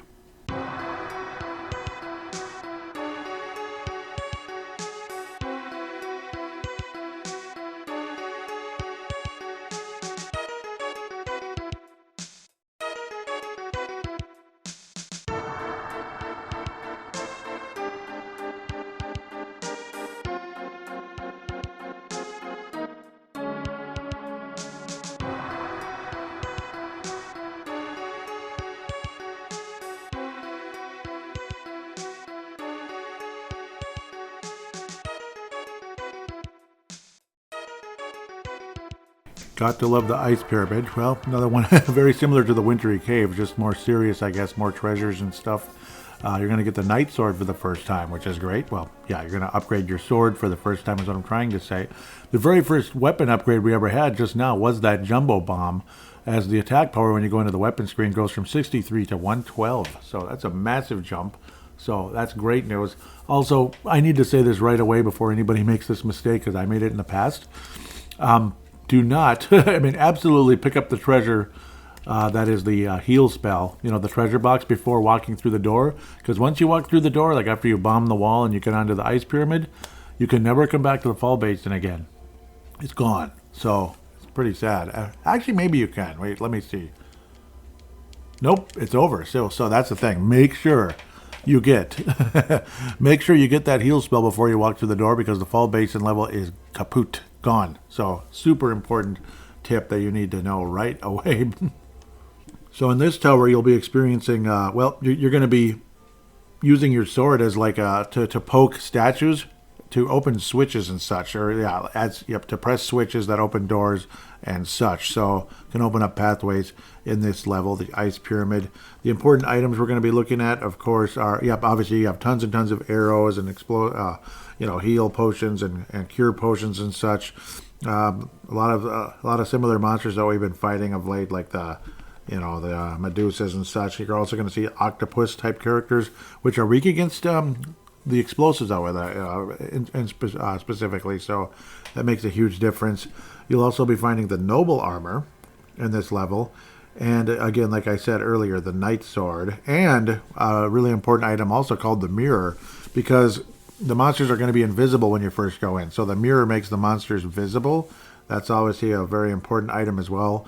Not that it's like, oh gosh, I mean, you can kind of guess where the monsters are, so it's not like required, but it's nice to have it, so you kind of know where the heck the bad guys are and such.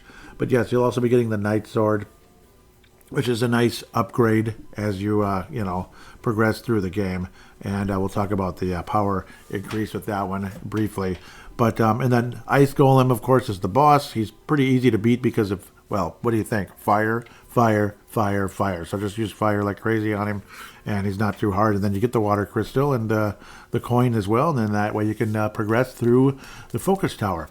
So that's that's kind of like your rundown when it comes to the ice pyramid. So obviously it's like trek on with that one, of course. And a little hint as to where to get the mirror. Pretty much from the entrance, just kind of go up a tiny bit and then head as far as you can. Yeah, head as far as you can to the east, and just kind of work your way, and eventually you'll get the mirror. Basically, like work your way as far as you can to the east. You'll probably have a pretty good idea when you're heading there, because it's like a small. Once you get to work your way a little small. It's like a small path heading east. Further than anything else, you're probably going to find the mirror very shortly after fighting some monsters. The Knight Sword is definitely an increase from the regular Steel Sword of 57 up to 100 attack power, from the Axe from 61 to 100. And, but slightly less than the explosives, but that's fine because it's an individual attack that can definitely be valuable. So it's a great feeling. The Knight Sword is a serious upgrade, no doubt about it.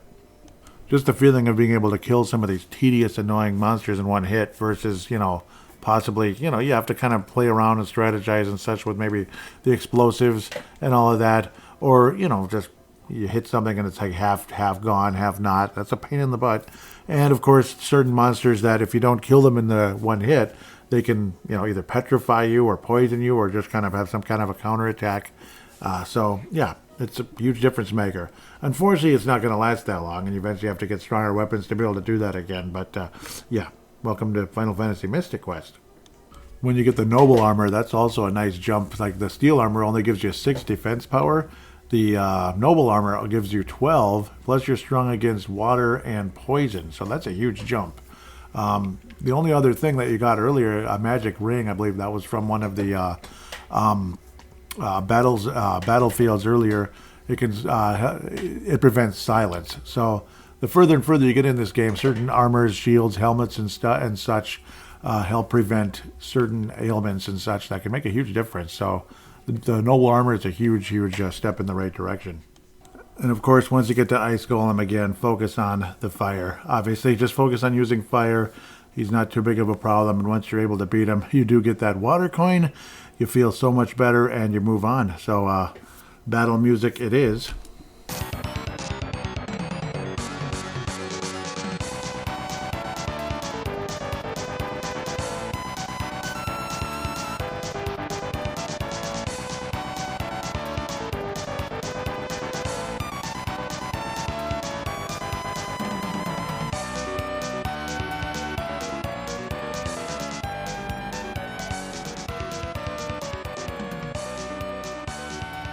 And of course, it's entertaining watching the ice golem melt as you keep using fire on him. So that's one of the unique things about this game. You can kind of watch the bad guy get weaker and weaker, basically, where in other RPGs it's just seeing hit points and that's it. So that's, it's fun, it's entertaining.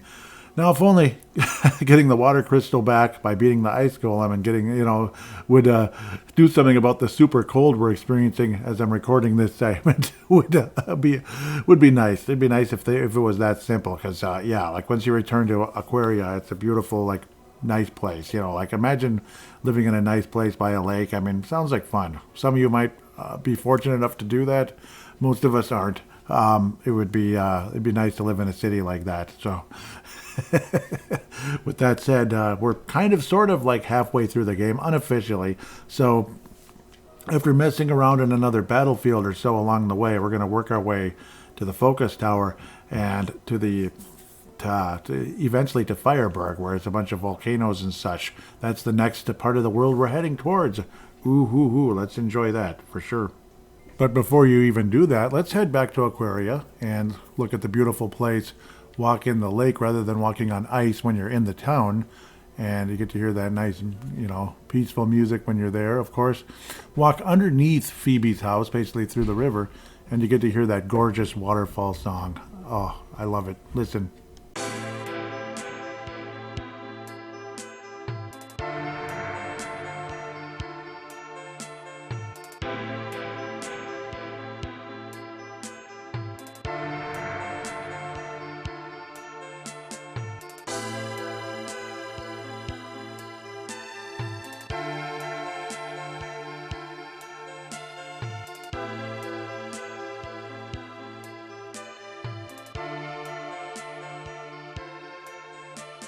Absolutely peaceful. So, yep, you go down into the Spencer's area first before you want to continue, really.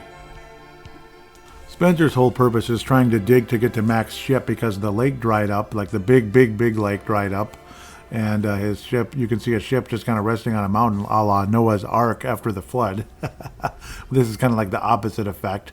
Spencer gives you a key so you can get the Venus shield, which is the level 2 shield basically in the focus tower, and then we could finally head our way to Fireburg and all that good stuff. So yeah, eventually later in the game, Spencer's place area is gonna you're gonna have access to more going on, but that's not until you get the dragon claw. So because you can see if you walk kind of around, you'll notice areas you can't reach yet because of this and that. So yeah, you'll have to basically again wait until later. Basically, we'll cross that bridge when we get there.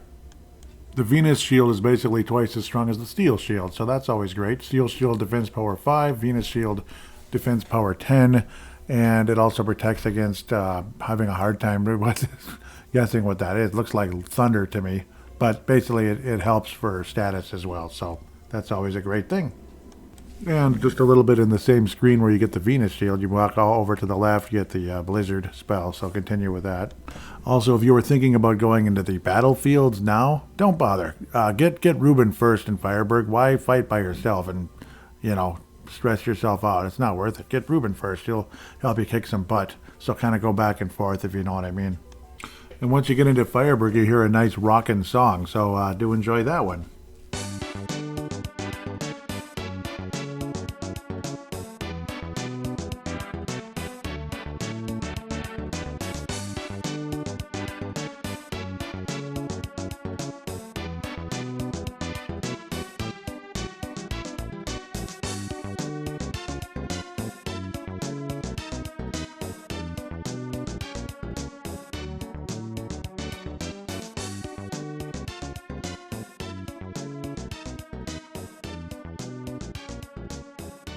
I swear, every time I come to Fireburg and when I play this game, it's like Denver, Colorado. It just kind of feels like it's Denver. I don't know.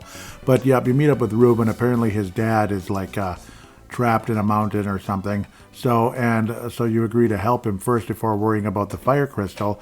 But then the guy, we need the mega grenade, which is already the level 3, the level 3 bomb available, but only the dad's friend can use that bomb, but he's shut himself up in the town somewhere, So you try to go there and unlock it, but ultimately you find Tristram in the hotel who agrees to help you, and you get inside and get the mega grenade already. So, all right, now we're at level 3.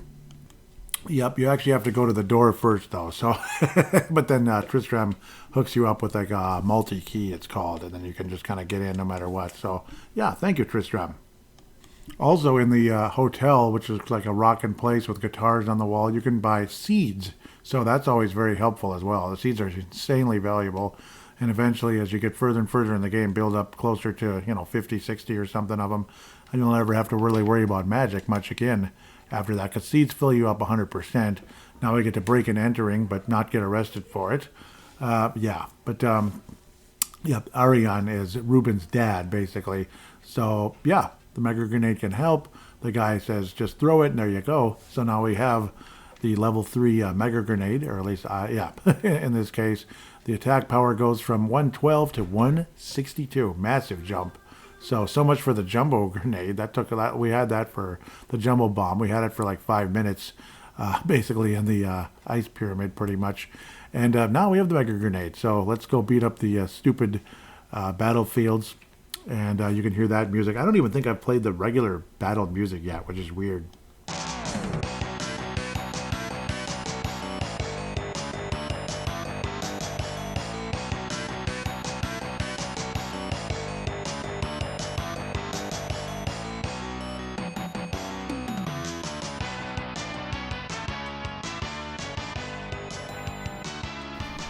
Now that we've got that out of the way, let's talk about Ruben's ability. So he has a Morning Star, which is insanely powerful. We're talking he's in almost 600 already. So he's a wonderful, wonderful addition when you get him finally. It feels like $1,000,000. Attack power on that Morning Star is 155. That is freaking awesome. Armor, he's got a charm, which is, gives you 1 defense power. Woohoo. Flame armor, so it's good against fire, and the steel helm, which is similar to what you have as well. So Ruben is a tough, tough son of a gun, and it's great to have you, Ruben. Great to have you. If you didn't get them yet, though, absolutely make sure to backtrack to the battlefields before, like the battlefields back in the Aquaria area, that are like, the ones you couldn't access until you got the water crystal. They'll be super easy, especially if you have Ruben, but even if you don't, ironically, it's been only one monster each time, so I guess we could have gotten away with fighting them one-on-one with our Night Sword, but it's up to you however you want to go about it, of course. And I forget, and also one of the battlefields, in fact, the first one has the exit spell after you win, so that's a pretty important item to win. It's just, obviously, you can get the heck out of levels with the exit spell, so nice to have, nice to have. And in the Fireburg area, the battlefields that lead up to Fireburg, you can get the Gemini crest. So yeah, never ignore the battlefields. Another thing to never ignore is how this game is very repetitive in a lot of ways. There's always, how there's like the main level, right, that has the crystal. Then there's, but before that, there's like it's kind of like a preview level. Like it's like a significant level with a boss where maybe you get an important item, but it's not like the main level with the crystal. Also, though, in every town, there's a lady or a guy that sells something important. So there, you get a treasure in every place. In Fireburg, don't forget to buy the battle axe, 500 gold points. Don't forget to buy that. So it's an upgrade of your axe, which I almost forgot to do. I was like, wait a minute, that's not the second axe, it's still the first one. So yes, so you get the battle axe now. The regular axe is 66 attack power. The battle axe is 120. Nice upgrade. So it's better than the knight sword. So of course it's good for whacking at the trees and such that you're going to battle. It's crazy how even the regular axe can kill the trees, but the battle axe is going to do a heck of a lot more damage to, everybody, including the trees, but those annoying lizards and such as well. So, yeah, don't forget to get that. And yes, you do get the thunder spell in the battlefield right before you start heading to the mine. So, yep, the mine is like your miniature main level, so to speak, where you end up fighting a boss, but it's not like the end or anything. So, yeah, but that's where we're heading next, is the mine, and you get to hear that nice, calm waterfall music again.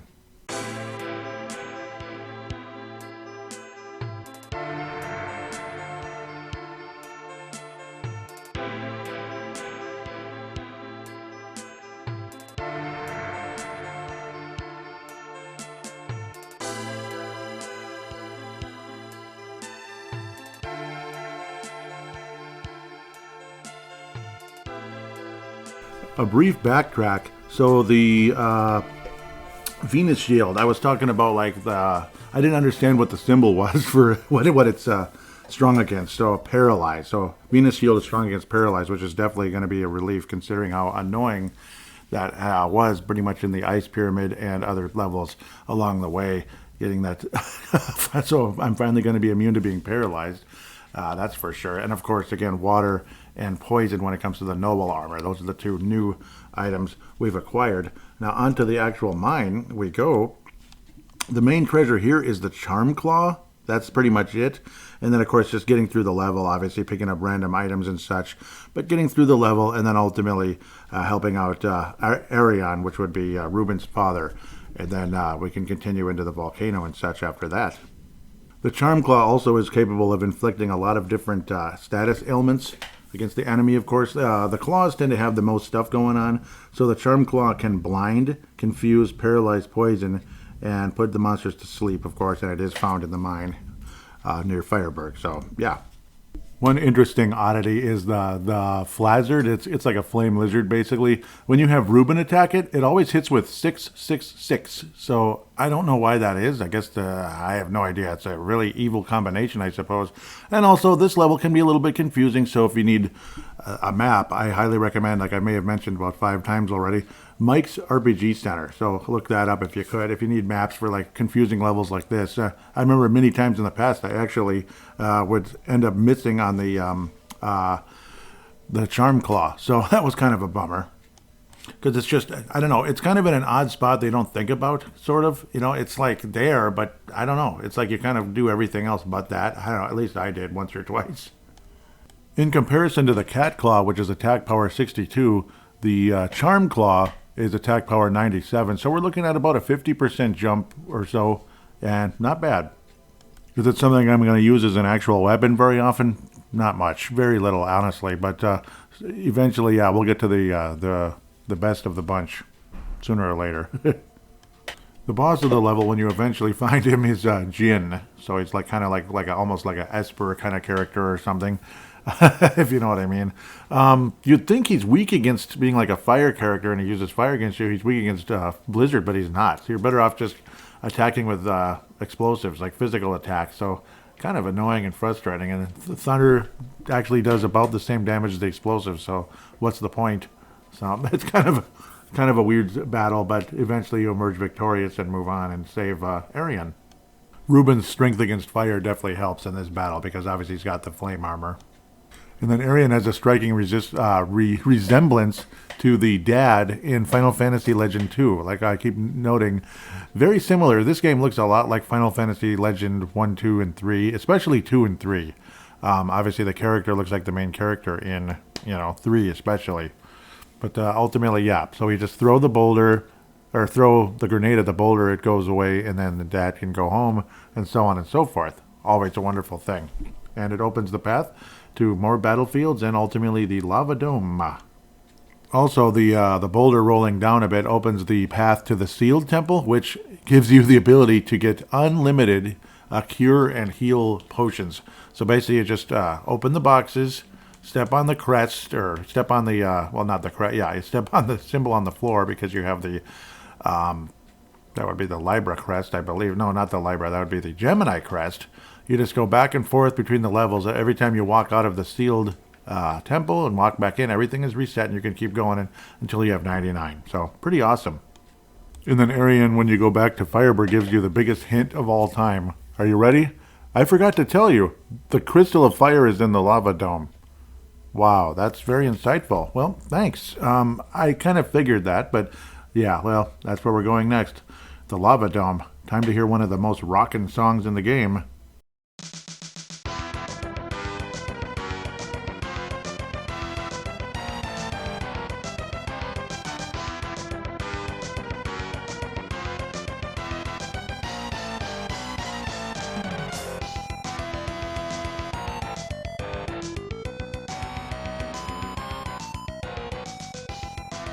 Now that's what I call rock and roll in a Super Nintendo game. Super Nintendo has that kind of ability to sound like, like rock and roll. It's kind of cool, like guitars and such If I so it's actually the volcano first, but it's the same thing. It's a volcano, so you're kind of going up, and then the lava dome is when you're kind of going inside. So, yeah, kind of scary. So two major items here that you need to get, obviously for the game and such. Well, one isn't major, but it's a important treasure. The first one is super important. That's the white spell. You kind of work your way to find that, obviously. It's kind of hidden in between a couple of areas. But yeah, you work your way to get that white spell.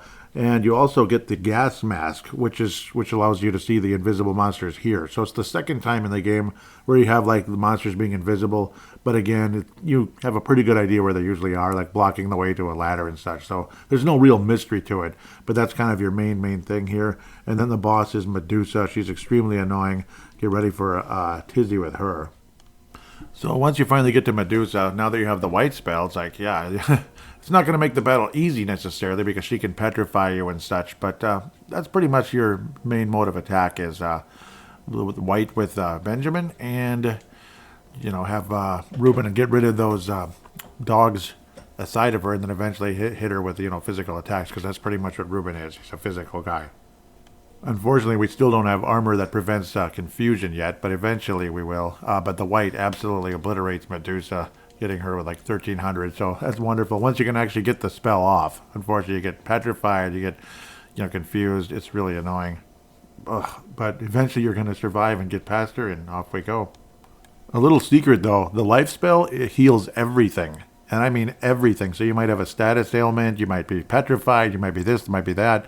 But say, like, maybe you're poisoned and you only have like 200 hit points. Use life if you have it. Obviously, in Ruben's case, he has life. You don't have it yet, but you will soon. Heals everything, yeah. Once the creep finally passes away and you can move on, you just kind of continue. And now you have access to the lava dome. I mean, there's really no drama to it. So to the lava dome we go. I guess we just listen to the same song again because it's pretty cool. Why not? Obviously, before you go to the lava dome, heal up. Like, of course, heal up and maybe restock your explosives and such. That's kind of a common sense thing, but just in case, yeah. Now we go to the lava dome.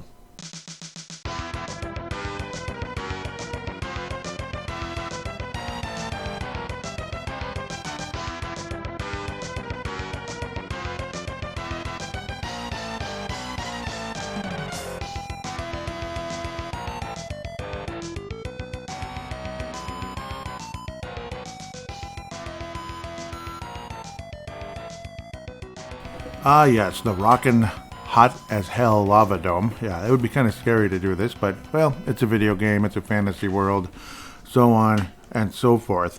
Yeah, this one's a little bit harder than the last one, I'd say, and yeah, it's let's just say that the doors you go into are, they're busy, there's a lot going on.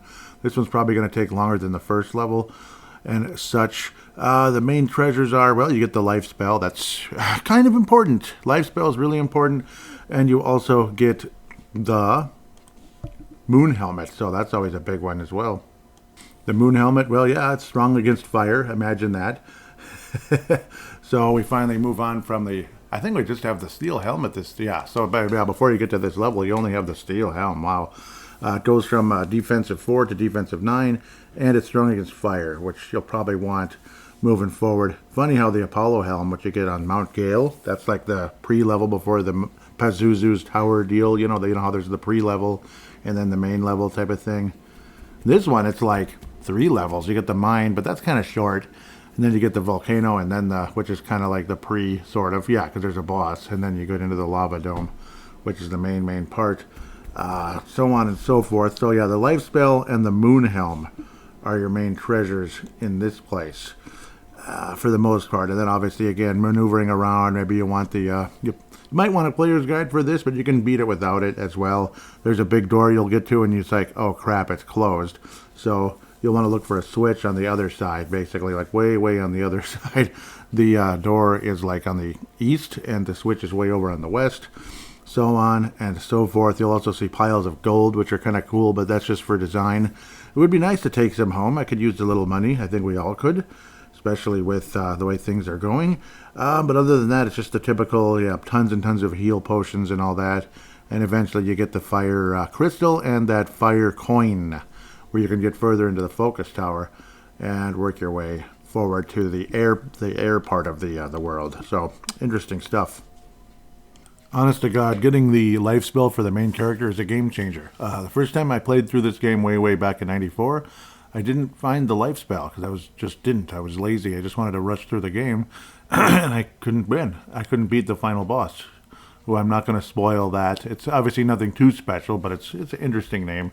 No, you'll find out. You probably already know who it is anyway, right? And it's not like he's some secret. It's not like he's some character that you already know. So yeah, okay, it's Dark King. He's the Dark King and all that. So yeah. I know I didn't mention this earlier, but easily one of the most annoying aspects of this game. Like, say, imagine you fight a battle, whatever, and you use like a heal potion or something. Yeah, like you have one character use a heal potion on another. Once you put battle and you start clicking through the buttons and such, it'll still be stuck with that other character, like heal, like gonna select the heal, like put a heal potion on the other character. So you have to change it as you're moving. So it's, it'll drive you crazy at times if you're trying to move too fast. Let me tell you one thing about the exit spell. Watch out, because there is always a small possibility if you're not paying attention and you're clicking around a little too fast, you might accidentally hit the exit spell, and that can be devastating. Like, yeah, you've gained levels and everything. You didn't lose the levels you gained, but now you got to go through the level again and walk through everything? No. So one way or another, probably save fairly often since you can save anywhere you want. So that's just kind of a little tip. Yeah, it's never happened to me or anything. Yes, it has. After finally getting through this tedious level, you wind up getting to the boss after jumping around on a bunch of, squares basically in the lava. This is when you get to the final room, so to speak, big kind of area. You get to a two-headed Hydra. So usually you think Hydra's three-headed. So I don't know, maybe I'm crazy. But it's the dual-head Hydra. So the battle has begunneth. Basically focus on, I'd say, use Blizzard. You could use white or Blizzard. Maybe white for, try white for now. Use Blizzard whenever. And yeah, continue with the battle.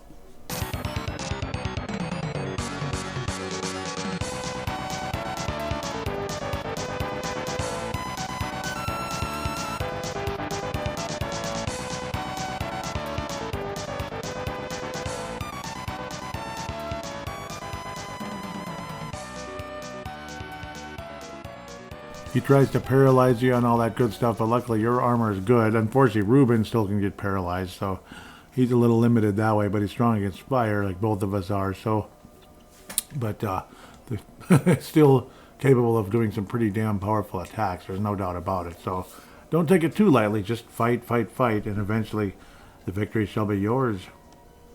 When the battle is over, it is an incredible relief to finally be done. And man, you're finally done with this stupid lava dome and the volcano, and you can listen to the victory music as the fire crystal emerges.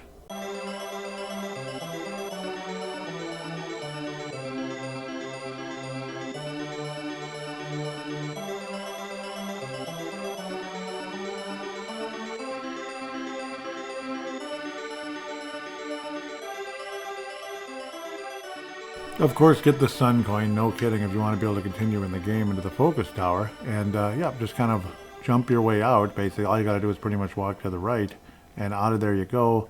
The volcano erupts, or it already has erupted, so to speak, and it opens up a new area, some more battlefields, which is great, and then ultimately back to the focus tower, where you will, yeah, continue the game. Yeah. Let's just say the battlefield after the, you finish the lava dome is ridiculously unfair. It's like unexpected attack. So, since you've bought seeds and seeds are more affordable and such, and you can buy more whenever, basically, yeah, just use the white spell and wipe these mother suckers out as fast as possible, because it's not worth screwing around. You're just going to get mad and frustrated. So, yeah.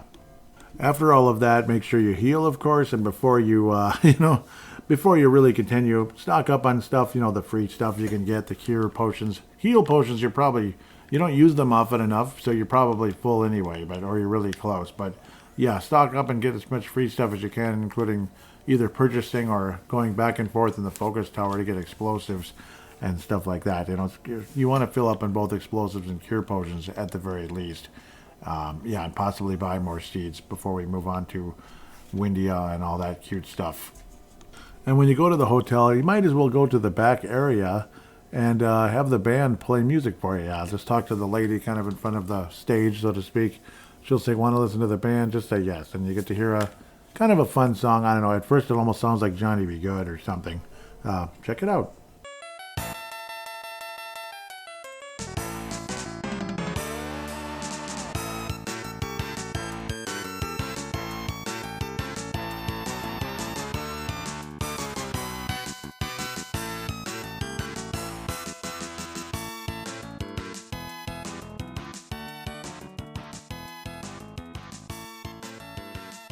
In the focus tower, right when you open the fire door, you could say with the new fire coin, go in the first path right away, because this is how you can get like this is how you can get the arrow spell. Just kind of follow the path, and then you hear this really rockin' music. You're like, what the heck is this? Yeah, I'm not going to play it for you yet, but let's just say this is the final level of the game, but you're not there yet. This is just kind of like a little room, a little secluded room where you can get like an important treasure, basically, but you're not at the end of the game or anything. It's just this is, the song is the final song of the game, which is kind of funny and crazy. So it's like a little sneak peek of what the final level kind of looks like, at least part of it. So yeah. But then you get the arrow spell, so now you finally have the best black magic. I guess it's kind of the best. So yeah, you're full with black, you're full with white, like the healing stuff. Now we still need more wizard. Coming up will be meteor very soon, and eventually flare. Ooh. But yeah, you get to hear a sneak peek of the final song. I'm not going to play it here because we're not at the end of the game yet. No spoiler for there. That's not fair, right? Then you get to the infamous rope bridge. Unfortunately, you're going to lose Ruben. He gets injured, and then you get Tristram again, but he's weaker than before, which is kind of annoying. Like his ninja stars are just, they're just weaker. Like you're the stronger character now, which is unusual. It's kind of funny. It's always the other character that's stronger, but at the very end of the game, if you've built up enough, you'll be the strongest character, especially the fact you have every magic spell and all of that. And yeah, so let's continue on to the game from there, of course. On the bridge, you'll hear a new song that you'll also hear in the mountain when you move forward into the level and such, and on Pazuzu's tower. So I guess here's an introduction to it, I suppose.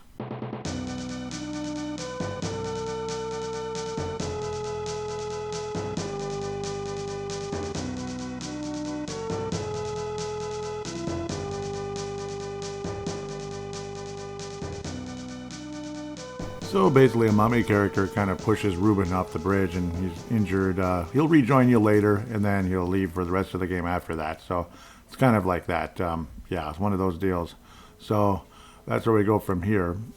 Not sure if I've ever played the Tristram song, but here it is, because that's when you know he's coming. It's it's Tristram.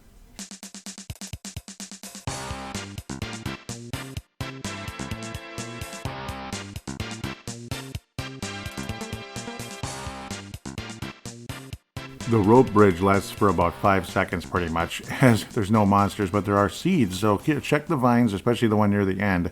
Down there you'll find a box with 3 seeds in it. That's a pretty valuable box, to be quite honest, when you consider seeds are more valuable than cure potions and all that other cute stuff.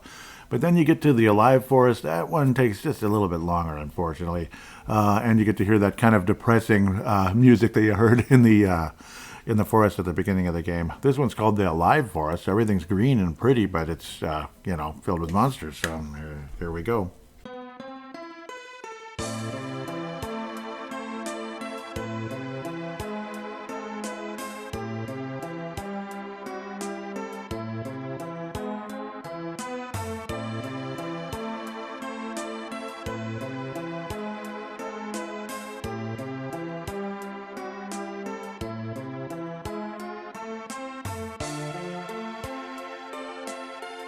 Oh, goody, the Alive Forest. Well, this is kind of tedious and all that, and the music is kind of depressing a little bit. It's good music, but it's a little on the depressing side, just being honest with you. The main treasure here is the giant axe, which you'll get very, very far south if you're hacking away through trees and hacking away through monsters and such. And eventually you get to the giant tree, who will not let you in right away, so you'll eventually need help from Kaylee. And then when you and then when Kaylee speaks to it and all that, it's more friendly, and it asks you to help it out by whacking some monsters inside of it, which basically it's another major level with bosses, and we'll get to that next, up and coming. And you may notice how bleeping frustrating it is because everything is kind of stronger, everything's like a level higher than before, and you still have that old battle axe. So once you finally do get the giant's axe, it's like, oh, hallelujah. It's a big gold axe, so it's the most powerful axe in the game. You already have the most powerful explosives, so the battle axe, at the point I'm at right now, attack power is 140, obviously because we've been leveling up and such over the course of the game. You go from 140 attack power to 182, so it's a nice jump per se. It's actually stronger than the explosive, so yeah, now you can deliver a more powerful individual attack on like the stupid mummies and such. Obviously, watch out with the ghosts; they can give you confused touch and everything like that. So yeah, that's if you don't actually kill the ghost in one hit. So as mentioned earlier, you do get to the big tree, the king of the forest, whatever, and talk to it, or at least attempt to talk to it. It ignores you. Tristram says don't think he likes you, and that Kaylee can talk to trees. Let's go back to Aquaria. So then we do that, but then first we're going to go into Spencer's place after, or at least Phoebe, when you walk up to Kaylee laying in the bed, Phoebe says go talk to Spencer first. So we'll listen to that beautiful waterfall song again.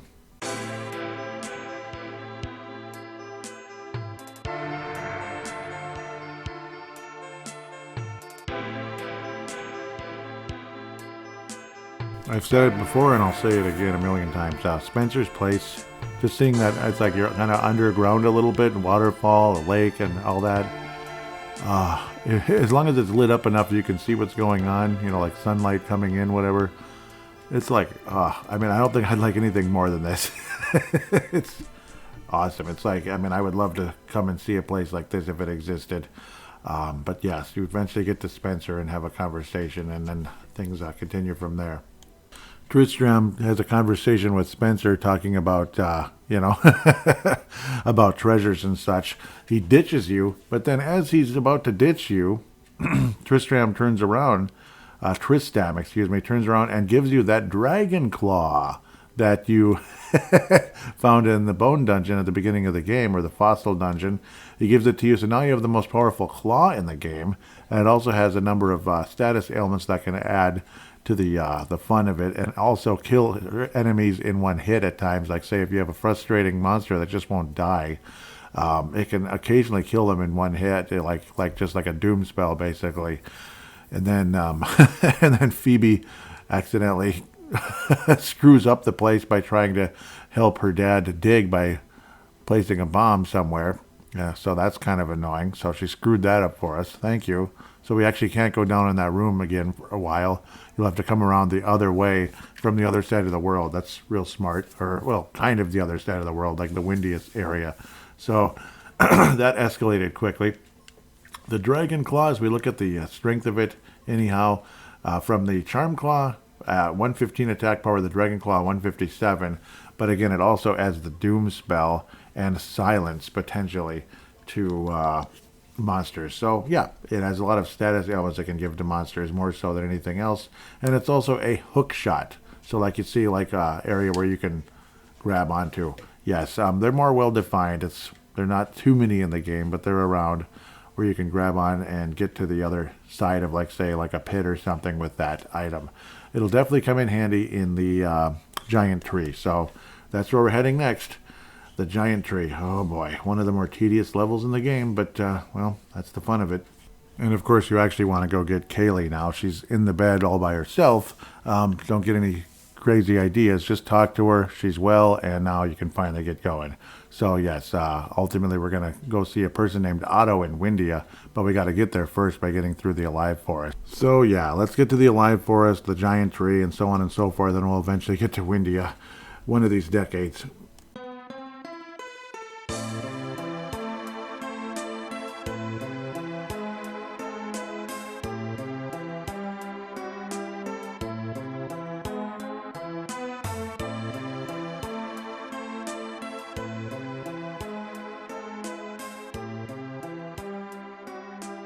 The main treasure in this place is the meteor spell, so it's like basically the level 3 wizard spell in the game. Otherwise, again, you got like kind of a chimera type boss coming up which again you will be using the meteor on at the end of the day. So yeah.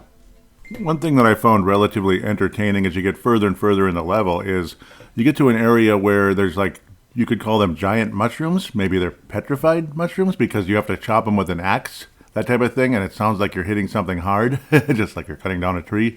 And yeah, that kind of harkens back to like giant petrified mushrooms. So there's those do exist, actually, believe it or not, in like New Mexico and parts of Africa and such. So things were different many years ago. And it's funny, just that kind of gave me an interesting thought as I came through this place, this part of the game. Even though I've played it like a bajillion times, I never gave it really a second thought until this time around when I heard about the giant petrified mushrooms just a few weeks ago.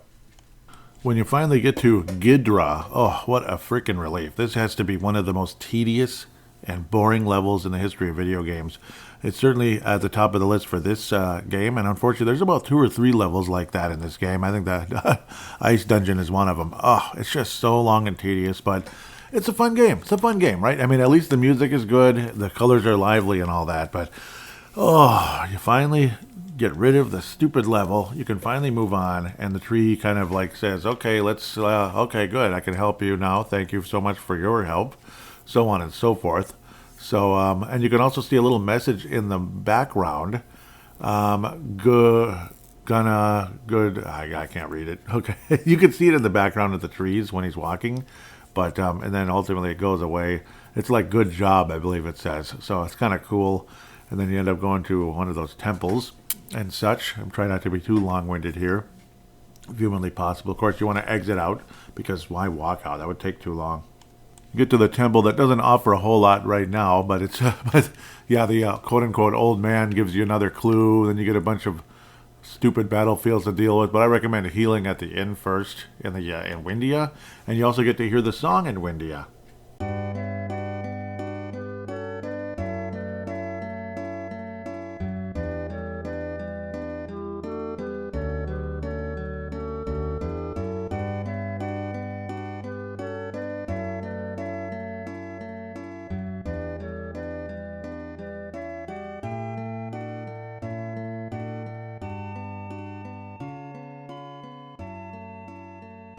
So you'll notice there's a lot of sound of wind in the background. So obviously when you get the wind crystal back, the air crystal, the wind crystal back at Pazuzu's tower later on, the wind will stop. But right now it's windy as bleep, kind of like it was lately in this mid-January. We've had some cold wind around here in this part of the, this neck of the woods in the upper Midwest. The item you get to buy in this town, because remember how every town has an item you can buy. This one's the Cupid locket, so that would be the number one of the bracelet of the, well, it's either like a trinket type of item. This one prevents you from being confused, so that's freaking awesome. Confused, blind, and silent.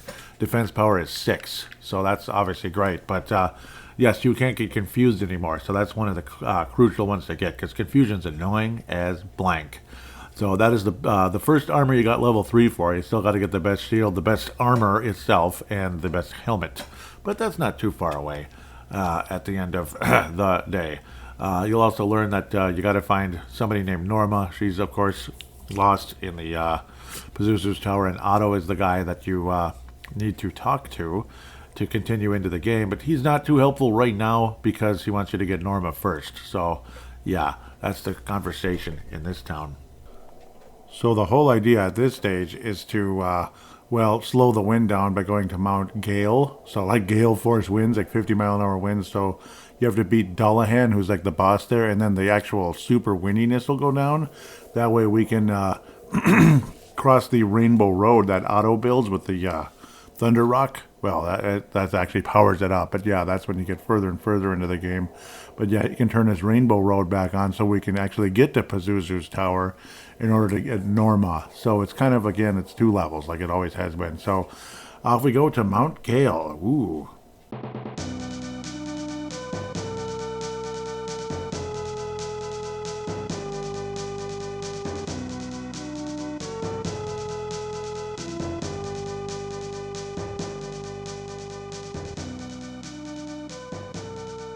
Mount Gale. It just sounds powerful, doesn't it?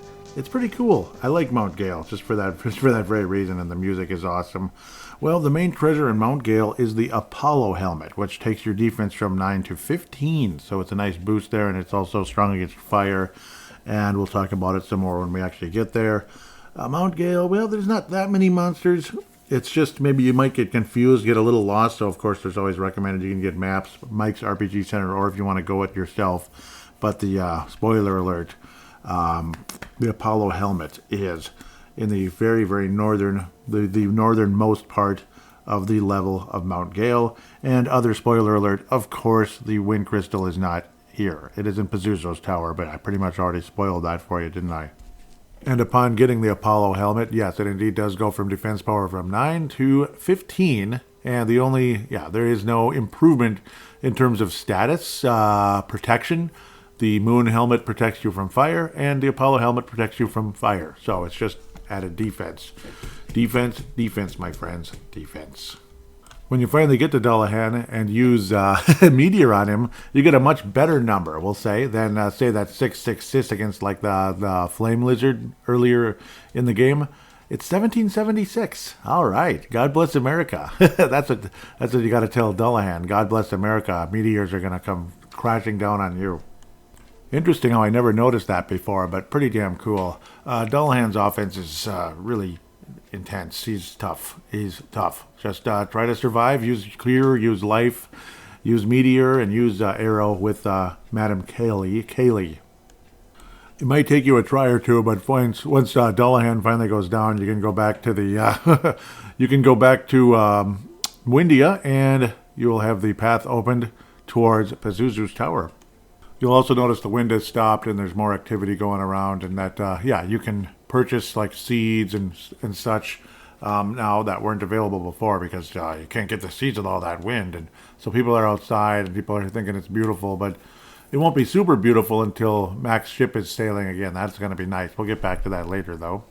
Before you go there, Otto tells you to flick the switches on the even-numbered floors, so that's definitely a hint of what's to come very shortly, because Pazuzu is very elusive. But once eventually you're going to trap him, and then, you eventually trap him, and you're going to have your final battle. Get ready for a pretty tough level. This is going to be a lot tougher than, say, Mount Gale, where there was only a couple monsters. It was kind of nice. You might get lost a little bit there, but it was nice. Sometimes you'd rather be bored than busy, especially after that frickin' giant tree. That was tough. So, Pazuzu's tower we go.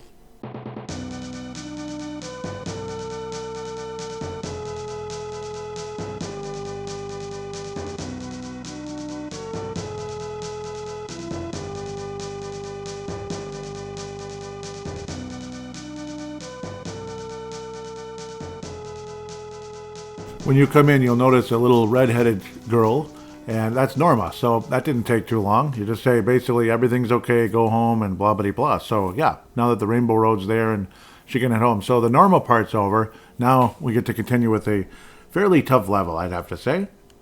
So in this tower, at the end of the day, there's two major treasures. Obviously, it's a long, fairly complicated level, and Pazuzu's your boss and everything. So, yeah, you're going to eventually get the Sky Coin or whatever. But first, there are two massive treasures, like I just mentioned. You get the Flare spell, which is the most powerful spell in the game. It is fire, so if characters are strong against fire, well, okay. But overall, it is the strongest spell in the game. And the Excalibur, which is the strongest weapon in the game. The Excalibur, a la King Arthur, and so on and so forth. And it's a very cool-looking sword. At first, you're going to be able to kill monsters in one hit, finally, but eventually stuff gets stronger depending on how much you've level built. If you've level built like to an insane, like religious level, well, okay, you might still be able to kill a lot of monsters in one hit, but eventually you're going to get the frustration of you still, even with the most powerful weapon in the whole game, can't kill monsters in one hit. So, yeah, that's the fun part about it all. And when you finally get the Excalibur, it is truly an amazing feeling. You just got the best weapon in the entire game. So you go from the Knight Sword's attack power of 142 to 222. From the Giant Sword, you go from attack power of 200 to 222, and so on and so forth. Obviously, like I said earlier, the Dragon Claw does all kinds of status stuff, but it doesn't always work. And when it does, it's wonderful, but again, it doesn't always work, that type of thing. But yeah, wonderful feeling to have the Excalibur at long last. But the worst part of all, it's you're still not killing enemies in one hit. The enemies here are a pain in the butt. But I don't know. It's kind of what it is. That's the frustrating part of the game. But at least it's a lot stronger than what you had before. You will kill some enemies in one hit, but boy, the tediousness of this game has no end. So like mentioned before, every time you get to a even number floor in Pazuzu's tower, you want to hit the knob. You'll want to use the axe. You'll want to get to all the even numbers and hit all the knobs. Otherwise, Pazuzu, who is a big giant bird basically, will be able to fly away. More like kind of like an eagle or a hawk type of a character. I'd say like a hawk. Will fly away basically, and he'll just keep laughing at you like, ha ha, you can't catch me. But then eventually you'll get him stuck in a certain place because you've closed the elevator off basically. Why a bird needs an elevator, I have no idea, other than he can fly up and down it, like he's elevating himself, I guess. Then he'll eventually say, playtime's over, prepare to meet your doom, and you can forget about Captain Mac, so whatever that means. Then the battle begins. Pazuzu does have a shield, so he's a real annoying guy to deal with. So beware, whenever it says Pazuzu's shield is up, you cannot cast spells. And when his shield is down, you can cast away.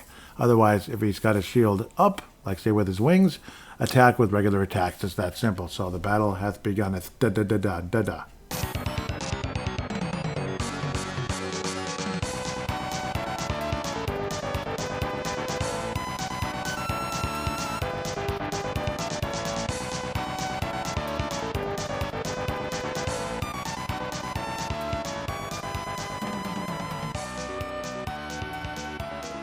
Ironically, Pazuzu is weak against arrow, which is kind of funny. He's an eagle or hawk or whatever, so he's weak against air attacks. Okay, sure, that's nice.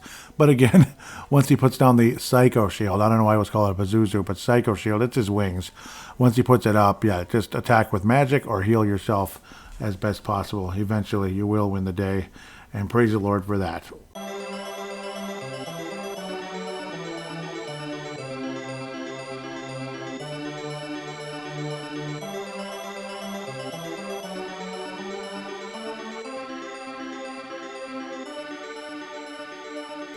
Ah, yes, the Sky Coin is yours after you ride the elevator up and such. You're welcome to explore around if you haven't killed all the monsters. I mean, maybe you want to do so for level building purposes if you're interested. Yeah, I mean, I try to do that as best possible before getting to the final boss of each level, but now we move on and back to the Focus Tower and try to move on to our next destination. What's that going to be?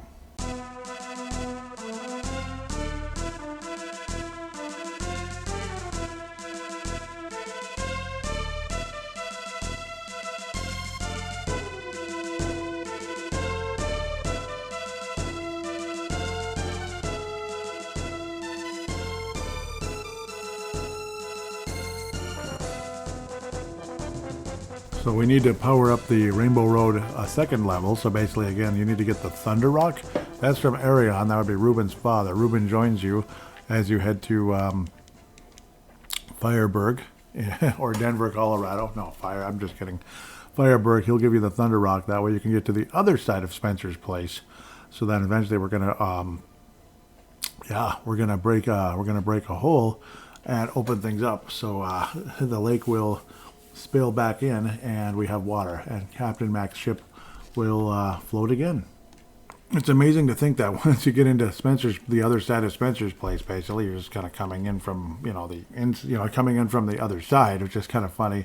You just throw one mega grenade in there, like Ruben throws it to kind of and then it opens up the whole place and the lake is filled up again. It's amazing how simple that was at the end of the day and how we couldn't do it before. There's also, make sure you explore everything because you can get some valuable items here, of course, to move forward, including using the Mega Grenade again to open up a pathway, a door that's closed or sealed, basically. You just kind of blow it up, and then you can come out from the other end, basically, if that makes sense. And, simple stuff, right? Simple for the most part, anyway, and if you need a map, obviously, Mike's RPG Center is the way to go. Because you get an important treasure called the Mobius Crest, which is obviously very valuable. And that can kind of take you to where you need to go, to the ship dock, ultimately, because now the lake, or anyway, the ship is floating in the lake again. And obviously you're going to stop by Windia on the way. And when you walk up, people are just, it's the most amazing scene ever. As you can see, the lake in the background, it is gorgeous. Definitely the most gorgeous part of the game is Windia with the lake filled up again. It is beautiful. It's absolutely beautiful, and it's a great artwork in a Super Nintendo game. Absolutely fantastic. So it's definitely not just a cheap, step cousin of a Final Fantasy game, particularly when you look at the graphics in Windia. It is gorgeous. So to get to the ship dock, all you do is go in this one of the houses where the old people that talk about. You can get to the ship dock from if you had the Mobius crest. Well, now we do, and you head to the ship dock that way. And the ship actually is a level because it's filled with monsters now. It's kind of like a haunted, creepy ship. But Mac is in there. After you beat up a bunch of monsters, you'll eventually find him kind of in the hold. Before you can even do anything, though, you better talk to Kaylee first, who is, of course, in Otto's house there, taking care of Norma. She will give you the captain cap, and then you can finally go to the dock, and then you will hear the Bone Dungeon or Fossil Dungeon song yet again, this time in Mac's ship as you're battling around.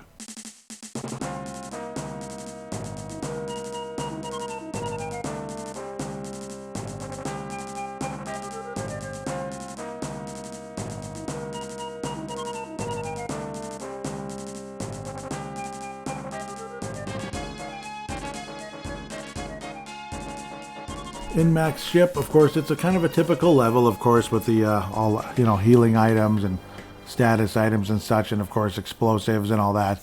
But the main treasure of this level is the Gaia's armor. You could actually screw up and not get it. I think I have done that before, which is really dumb. That's if you accidentally talk to Mac first.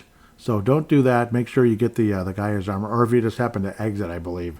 Maybe it's not automatic, if I remember correctly. But the Gaia's armor, that's in the hold where Mac is.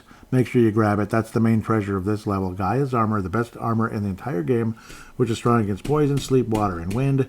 And the defense power goes from 12 to 15, from the noble armor to the Gaia's armor. That is the second final item in the entire game, and the actual item list is completely filled. You have all the crests, you have all the coins. Mac's hat was the last actual regular item you get. If everything is worked out, you have every single spell, and all you have left is one final spot after the armor, and that's the shield, the Aegis shield, which will be in the focus tower in the final level, and that one is, strong against paralyze and petrify. Finally being strong against petrify. They made you wait the whole bleeping game. And the first time I played through this game, I did not get the Aegis shield, so the Dark King could petrify me, and the battle is much, much harder because he casts it quite a bit. Now I'm going ahead of myself. Let's wrap up Mac's ship here as soon as possible, right? And at this point of the game, that's exactly what you want to do because, well, see, here's the good news.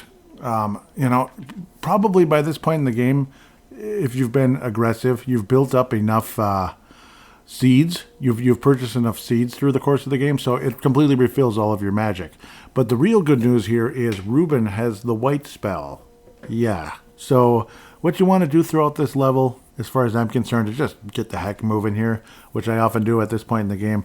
Use white or flare or whatever. Use either white or flare on all of the monsters throughout the level. Just get the heck moving.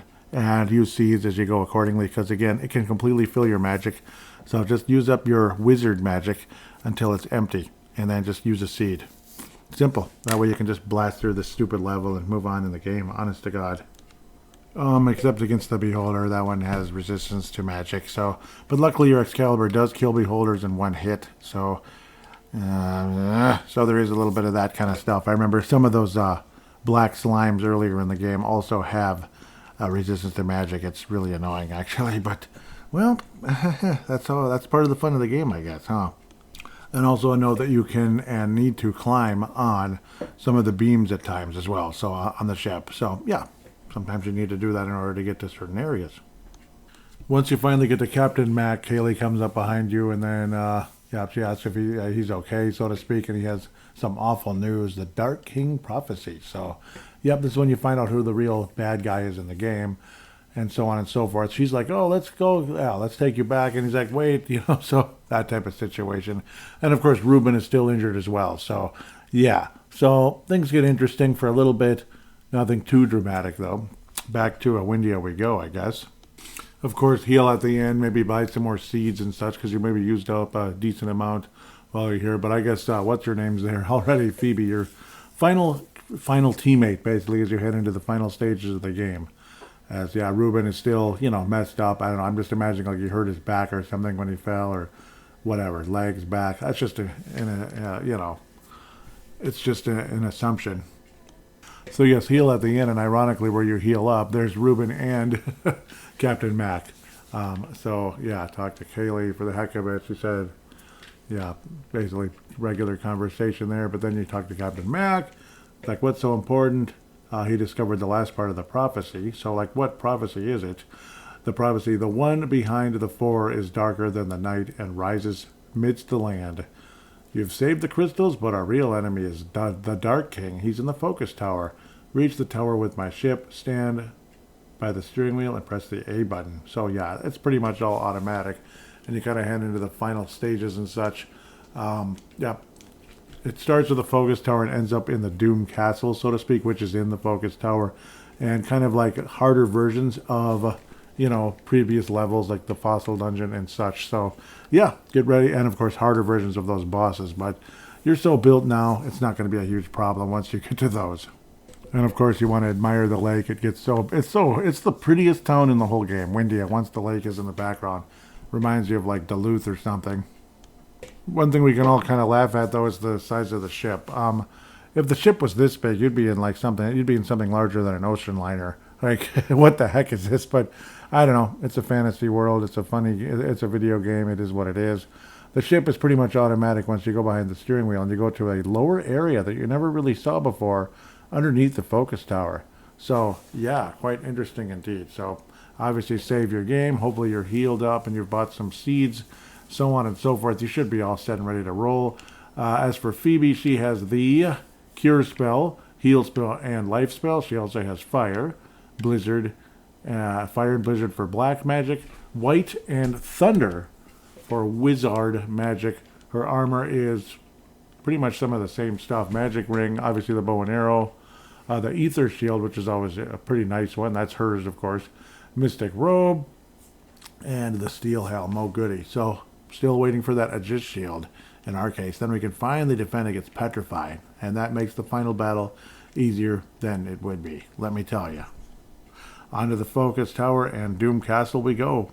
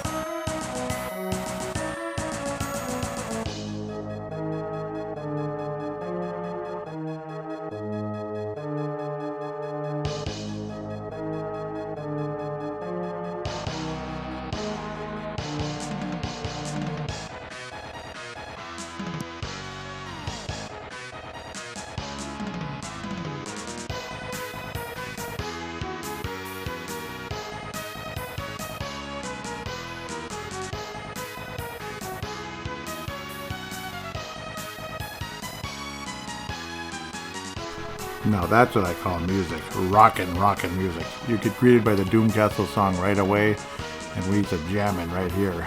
So it looks kind of like a remake of the Bone Dungeon, or whatever the heck you'd call it, the Fossil Dungeon, because it is. And all the monsters are harder than ever, blah blah blah. You have the moving, you have the moving sand and all that, how quaint. And this is the place where you finally get that Aegis shield. It is way down to the south You could call it the southeast area. So yes, work your way over there and get it as soon as possible. Unfortunately, you can't get it right away because there's ledges in the way because the sand's constantly moving downward. But yeah, you got to kind of work your way around. But once you get there, you have the best shield in the game and you're all set. In terms of armor, you will be able to beat the Dark King, most likely with that shield, because you won't get petrified like I just talked about. It's that simple.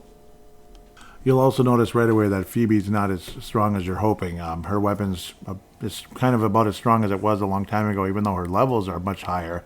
So that kind of sucks. You're seeing her hit with like 400. It's like, oh, great. But she does have magic and all that cute stuff, so don't worry. At least you have that, especially for the bosses coming up. So this is, in a lot of ways, kind of like the Mega Man games, like at least 1 through 3, and I'm sure in the future ones, because I never got far enough in those. But when you kind of refight all the bosses again, that type of thing. Except in this version, they're stronger versions of them. Otherwise, you'd kill them in like a hit or something, like the first couple. So stronger versions with similar weaknesses. So yeah. So it's like, again, like the remake of each, final level, or of each of the crystal levels, like the fossil dungeon, the ice dungeon, or ice pyramid, whatever the hell it's called, the volcano-looking area, and of course the Pazuzu's Tower, with a kind of a more interesting look to it, honestly. One hint as well, as you play through these levels, the mini levels and such, mini as in M-I-N-I, if you know what I mean, mini, not many levels, if you've purchased enough seeds along the way, like say 40, 50, whatever, you don't even need that many necessarily, but go ahead and use the most powerful spells you have, on the monsters along the way, because you know what, spoiler alert, you're going to get 99 seeds at the very end of the level when you're done with the mini stages. So yeah, you just kind of save your time and effort that way. Just kind of kick all their butts. That's pretty much what you might as well do, because you know what, quite frankly, you've earned it. All the tedious levels, bumping into the same monsters over and over and over again and having to hit everything 2 times. Why not smush them all with, white, meteor, or flare? Just go ahead and do it. Kick their butts. And that's all I got to say about that. Again, spoiler alert, you will get 99 of everything right before you fight the Dark King in this golden statue-y looking room, which is pretty cool looking. And then eventually the Dark King awaits. But we'll get to him in a second. Also note, in the Pazuzu's Tower, like redo or whatever, his name is like Za or whatever. All these bosses have different names. Why? I don't know, because I guess they're not the same. They're like a slightly more powerful version. You can fall, just so you know, but the good news is the monsters that you've destroyed or killed or whatever do not respawn. They do not respawn, but you can fall and you can get annoyed and get lost a little bit, but it's not the most confusing thing in the world. And again, if you have like a map like Mike's RPG Center, yes, I keep giving them free plugs because they're really good maps. I don't know. I don't know the person or anything. I just think they're really good. They're well done. So what the heck? Reward people that do a good job at the end of the day. But yeah, if you can fall, you fall down to the previous level, like the volcano-y looking place, and whatever. You just got to kind of walk through an area you've already beat anyway. So, oh darn. As you get to the second of the final rooms, basically the treasure room, you can say you walk up to the statue, and then you hear a shimmering sound and a flash. It says, Benjamin, Phoebe, Knights of Light, we crystals now entrust you with our power. And yes, this is when you get 99 of everything. So it's kind of like an easier, better version of what happens in Final Fantasy VI, I guess, or 4, excuse me. So basically you just gather all the treasures across the room, which will give you 99 of everything.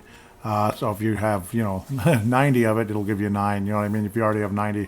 But either way, it'll max out everything, for the most part. I guess the seeds, it gets you 78. Well, whatever. It gave me a lot of seeds, so we're good. We don't need that many seeds to beat the Dark King, who is next. When you walk through the door, you walk into a very interesting place. The graphics are freaking awesome, to be quite honest. It looks a lot like FF4, actually. And then you see this clothed toad-looking thing. It looks like Wart, kind of, from Mario 2. And, yeah, you get the introduction to Dark King. And then he simply tells you, you tell him, Dark King, we meet at last. He says, indeed, and now you will serve me. And we reply, I don't think so. We won't allow you to ruin our world. Alas, silly humans, I must share a terrible secret. That prophecy ages ago, I started that rumor. Welcome to my darkness. Enjoy the final battle and enjoy the music, my friends. Attack, attack, attack.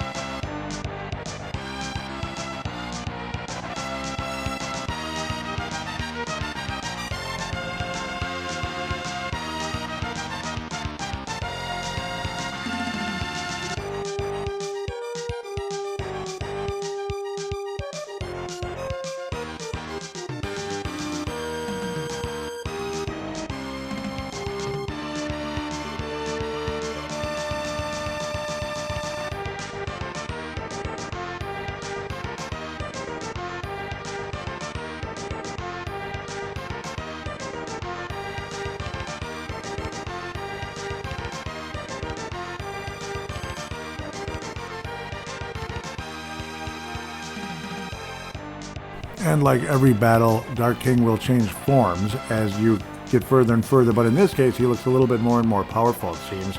He goes from kind of a regular guy with like, I don't know, looks like a giant wizard kind of guy, to now somebody with several weapons like an axe and multiple swords and all that such, different kinds of swords and a bow and arrow. Eventually he'll turn into a spider, and then finally at the end, an octopus, and then victorious thou shalt be.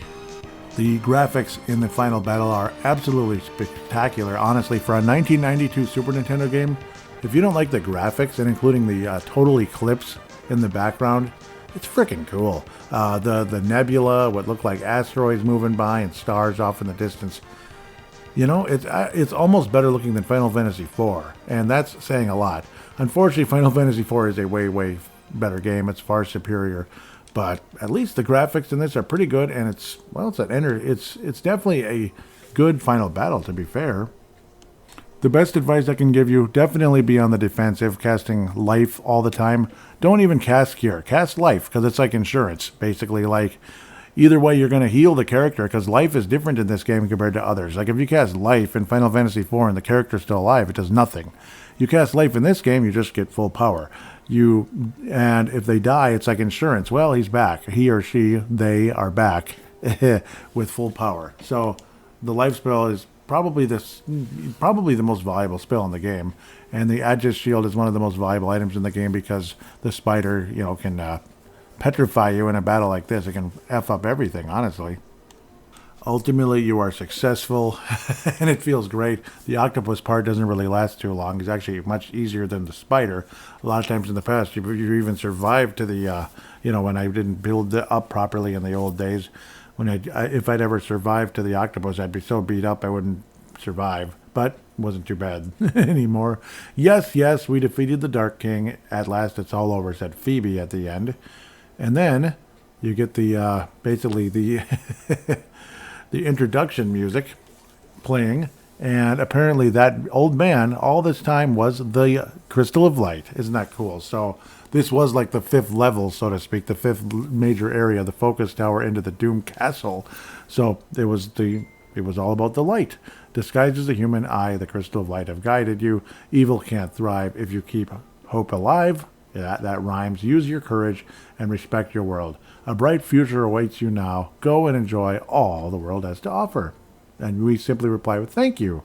Isn't that adorable? So do enjoy the ending music and do enjoy the ending.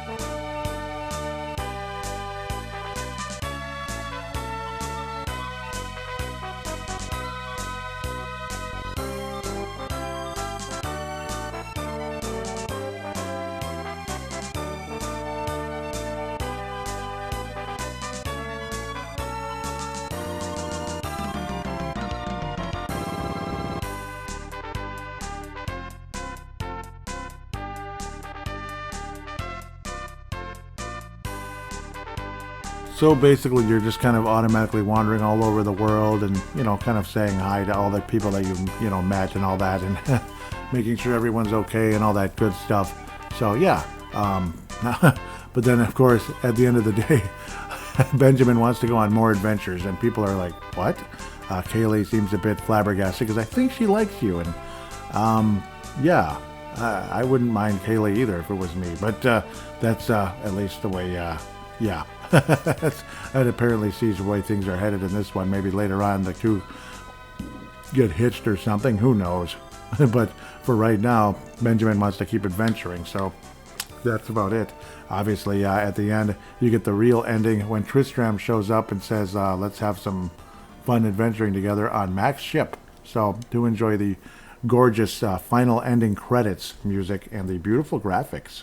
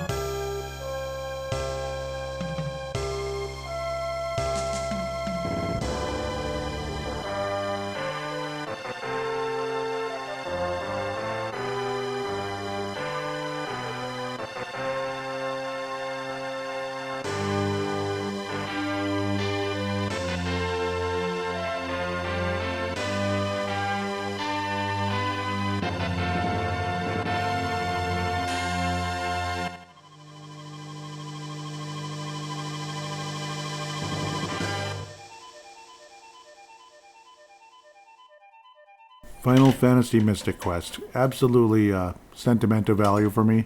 The very first turn-based RPG I ever got to play, I ever got to own. I purchased it again back in early 1994. So, gosh, that's 30 years ago. So an amazing timing for this review to be made and to be released right around February-ish here of 2024. So literally 30 years later.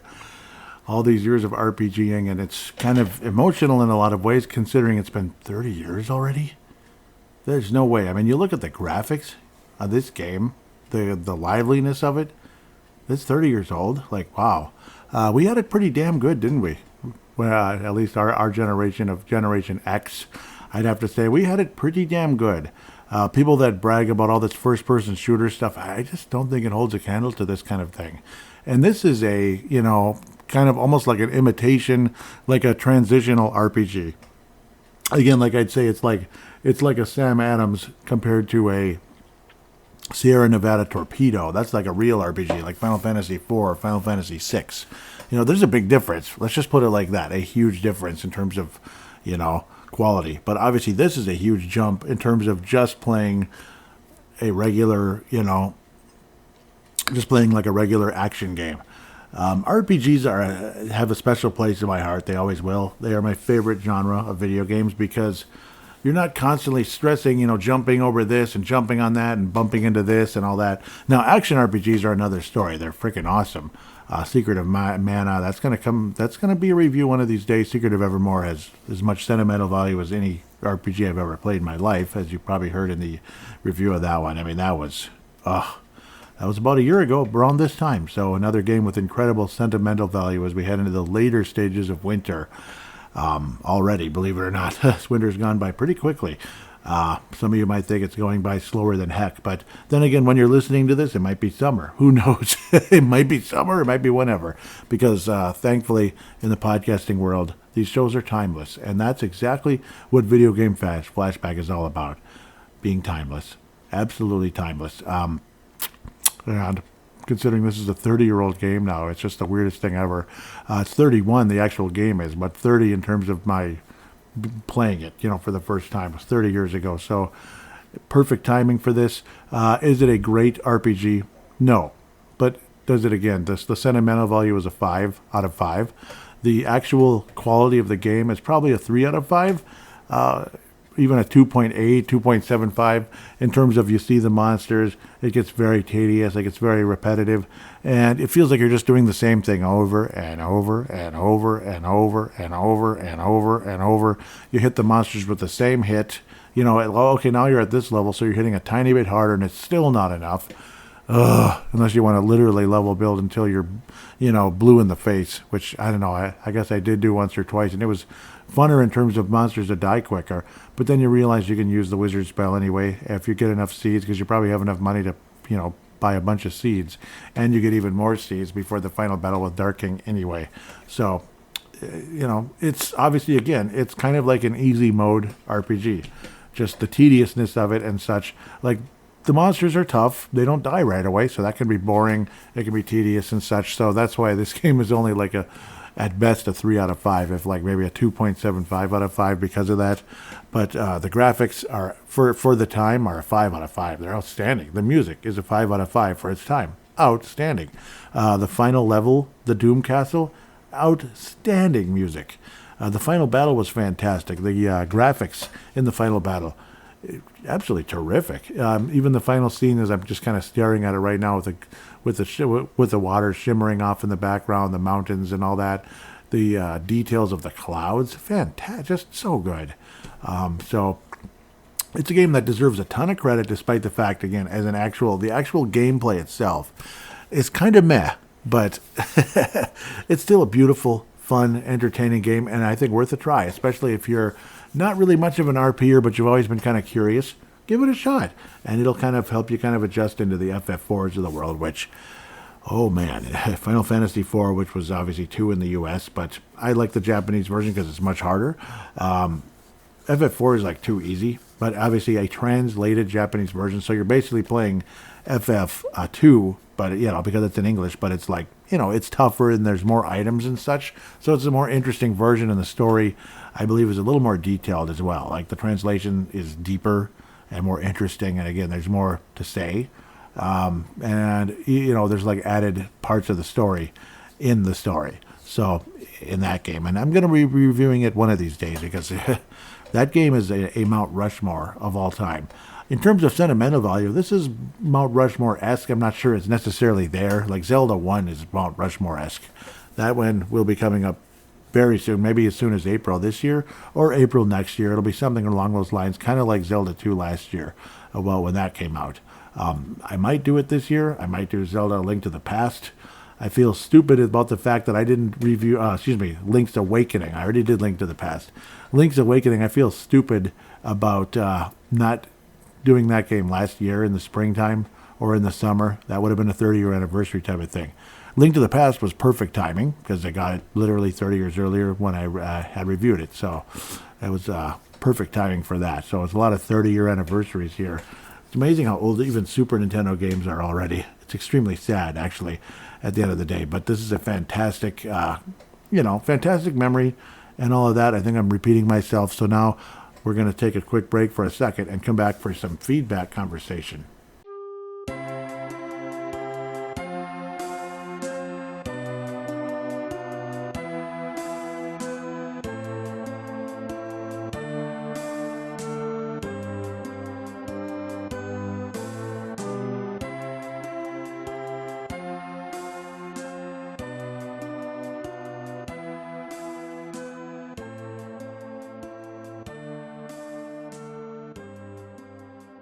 And we are back here on Video Game Flashback, feedback segment for Final Fantasy Mystic Quest. And unfortunately, when I go to the Twitter account or the X or whatever you want to call it, at VGF_podcast, there's no actual comments, but I will acknowledge and appreciate the retweets.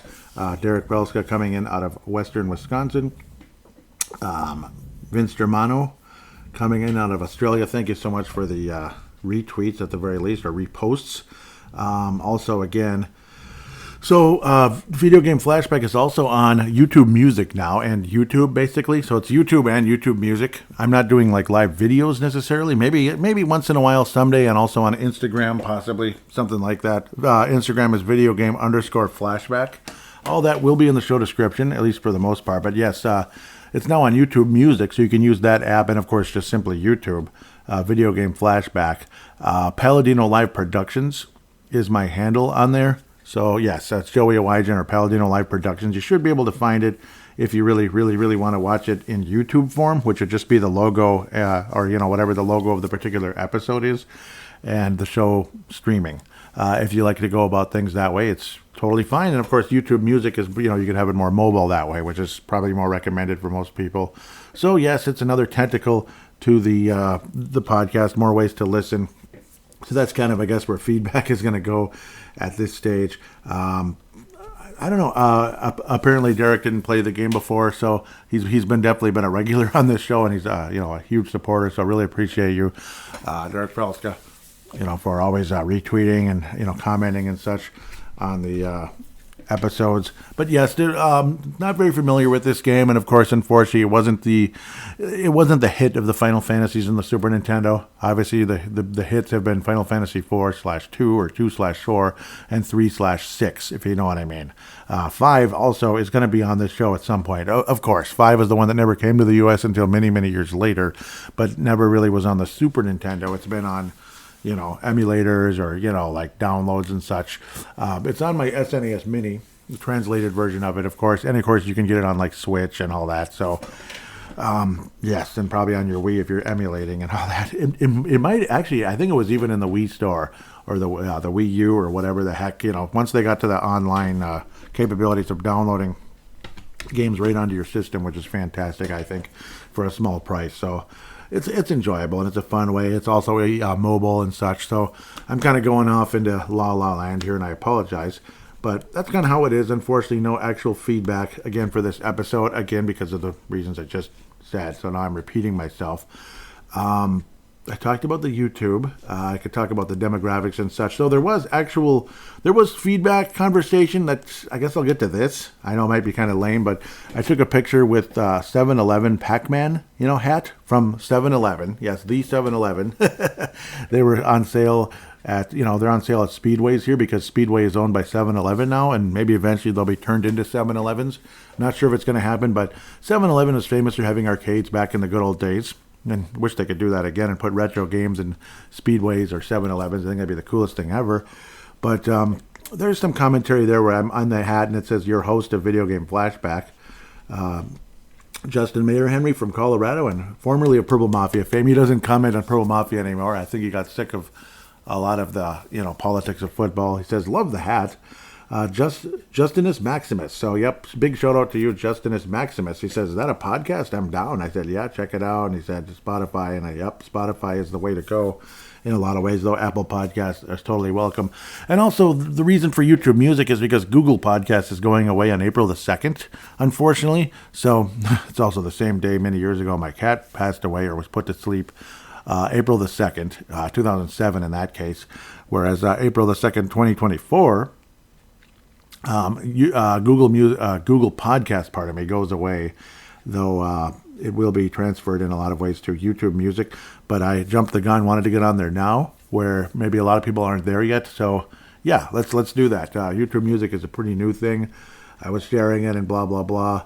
Justinus says he's from North Carolina, by the way, and he's a retro gamer, which is cool. So I think I've tried to add him to the Facebook page in the past. Maybe he didn't notice it because I know you probably get flooded with invitations on your Facebooks and such, and you get sick of it maybe, and you don't pay attention, you lose track. So that's probably why not too many people have joined, even though they might be interested. Justinus Maximus says, "Thank you so much." Or no. He says, "Subbed and following." That's me saying thank you. He says, "Any tips on starting a podcast?" So yeah, absolutely. I don't know why I didn't like that. I'm sorry. Yeah, obviously, again, you want to have a decent microphone and use the Audacity. I think software is probably a good way to go. Not everybody likes it, I'm sure, and it might depend if you have Apple and they have their own editing software and such. But if you're like on a Windows, Audacity is pretty good. I've been used to it. I've used it pretty much since I started podcasting on January 28th, 2024. And for some stupid reason, when I did Purple Mafia last night, I didn't acknowledge that when I recorded it on January 28th, that was the birthday of my podcasting life. So what is it, 17 years?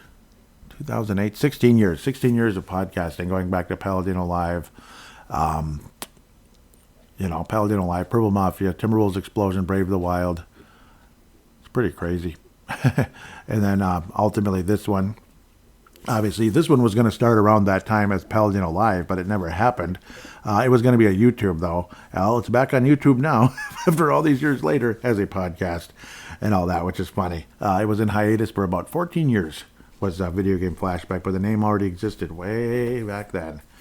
But it just sat there, and that's on me. Justinus continues saying, what did he say? Where'd he go? I'm listening to Secret of Evermore first since I'm an RPG guy. And yeah, man, that's the one that I think was under the radar. In a lot of ways, one of the most underrated video games of all time is Secret of Evermore. And yeah, that's why it was such an honor to do that one, because most people, or in fact, what I'm trying to say is, the podcasts out there haven't done that one yet. So it's like kind of, I was able to nail that one before other podcasts. It's probably been done on one maybe before, but at least I got to do it. And it's a huge, huge honor. Of the retro podcasts that I've listened to, I don't see it on there, like Super Nintendo Game by Game podcast or SNES Game by Game podcast. D Among also says, nice picture. So thank you very much, just in case she's listening out of Indonesia, just in case. So, it's an honor. It's an absolute honor to have done Secret of Evermore. I will be doing Secret of Mana one of these years. Probably. Well, absolutely I will be doing it. And of course, even this one, Final Fantasy Mystic Quest. It's the first real turn-based RPG that I ever played. So it was awesome. I played action RPGs dating back to 91 with Legend of Zelda and Zelda 2 and such, which was insanely hard, of course. And then Link to the Past, 92, 93, blah, blah, blah, blah, blah. And I finally got into full-on RPGs in early 94, literally 30 years ago, as this show is being released. So, yeah, so it's perfect timing for that. If you want to do 30-year anniversaries, there it is at the end of the day. So, yeah, hope you're enjoying that. Hope you've been enjoying this show. I'd really appreciate you. If you could help with the algorithms with 5-star ratings on Apple Podcasts, Spotify, you can do 5-star ratings, and I believe other apps allow you to do so. Like, I think the Amazon one, why am I blanking on what it's called? I've seen it like 100 million times. I think even Odyssey, not Audacity, but Odyssey lets you release as well. There's Amazon Music, and I know there's another one. Audible. Yeah, Audible. That one, I believe they allow you to do ratings on there. So any type of algorithms you can help with the show, I really appreciate it with positive ratings. It would help, and I would be greatly, greatly appreciated if you could help with that. With that said, I think that's pretty much all she wrote. I hope you've enjoyed the show. And again, tell your friends about it if you could. It'd be greatly appreciated. And, well, the next game. I haven't even mentioned what the next game is. What if I ended the show without talking about it? Talk about classics and 30 years ago and all that. I should have done it. I should have done it last year. It would have been a 30-year anniversary for that one. Apparently in August, though, when I thought it was actually earlier in the year, like April-ish. I don't know. It's like I thought I played it in like April-ish or something, but I guess it was the fall of that year. Maybe that's why I have kind of a fall vibe with the game along with spring. Zelda Link's Awakening. So I'll finally be venturing into the Game Boy. So Game Boy games are finally going to make their debut on the Video Game Flashback podcast. And of course, Video Game Flashback is all retro game systems, going from basically the Atari 2600 and the arcades all the way up to PlayStation 1. So eventually you hear games like Jumping Flash, maybe even FF7, like probably at some point. But PlayStation 1 is as far as I'm going to go. N64, if you're a huge N64 fan, you might be disappointed. I never really got into that system much. I didn't like it. So just being honest, but there's plenty of other great game systems like the Super Nintendo, the Genesis, the Sega Master System, Game Gear, Game Boy Advance. I might get into some of those as well, maybe. But Mostly those are because they're actually more retro games anyway, like Super Nintendo games. So that's kind of debatable. But you pretty much get the idea. The NES, of course, duh, and Super Nintendo. If I didn't mention that, Atari 7800, Atari 52. Most of those will be kind of merged into arcade releases in the summertime. That's usually when I do the super retro stuff. Is in the summer. And the shows will be a little bit shorter because the games are less detailed, like this one, like this one being more detailed. Also, you'll notice that I've shortened it up a tiny bit compared to, like, say, other RPGs like Legend of Zelda. Link to the Past, that was massive, way too big. I thought Zelda 2 was too big as well when you consider the size. Dragon Warrior 1 was a little too big. Though I enjoyed doing them. I hope you enjoy listening to them. But I'm trying to shrink it down a little bit where I'm not putting out too many details. So I've been advised of that. And believe me, the person advising me knows what they're talking about. So at the same time, at the same time, I don't want the show to be too short either. Like, some people are thinking that could be as short as 30 minutes, but not a game like this. Maybe like a Centipede and stuff. That was like 37 minutes. That's probably perfect. But Final Fantasy Mystic Quest, it's got to be over an hour, maybe over 2 hours. So it's not too surprising. But 3, 4, 5, 6, 7, 8, 9, no. Not doing that ever again. 3 maybe. 3 is probably the max. And that would be a huge review, like Final Fantasy VI, probably. With that said, I've made this too long already. Hope you're enjoying yourself. Next on deck is Link's Awakening on Game Boy. And until then, game on.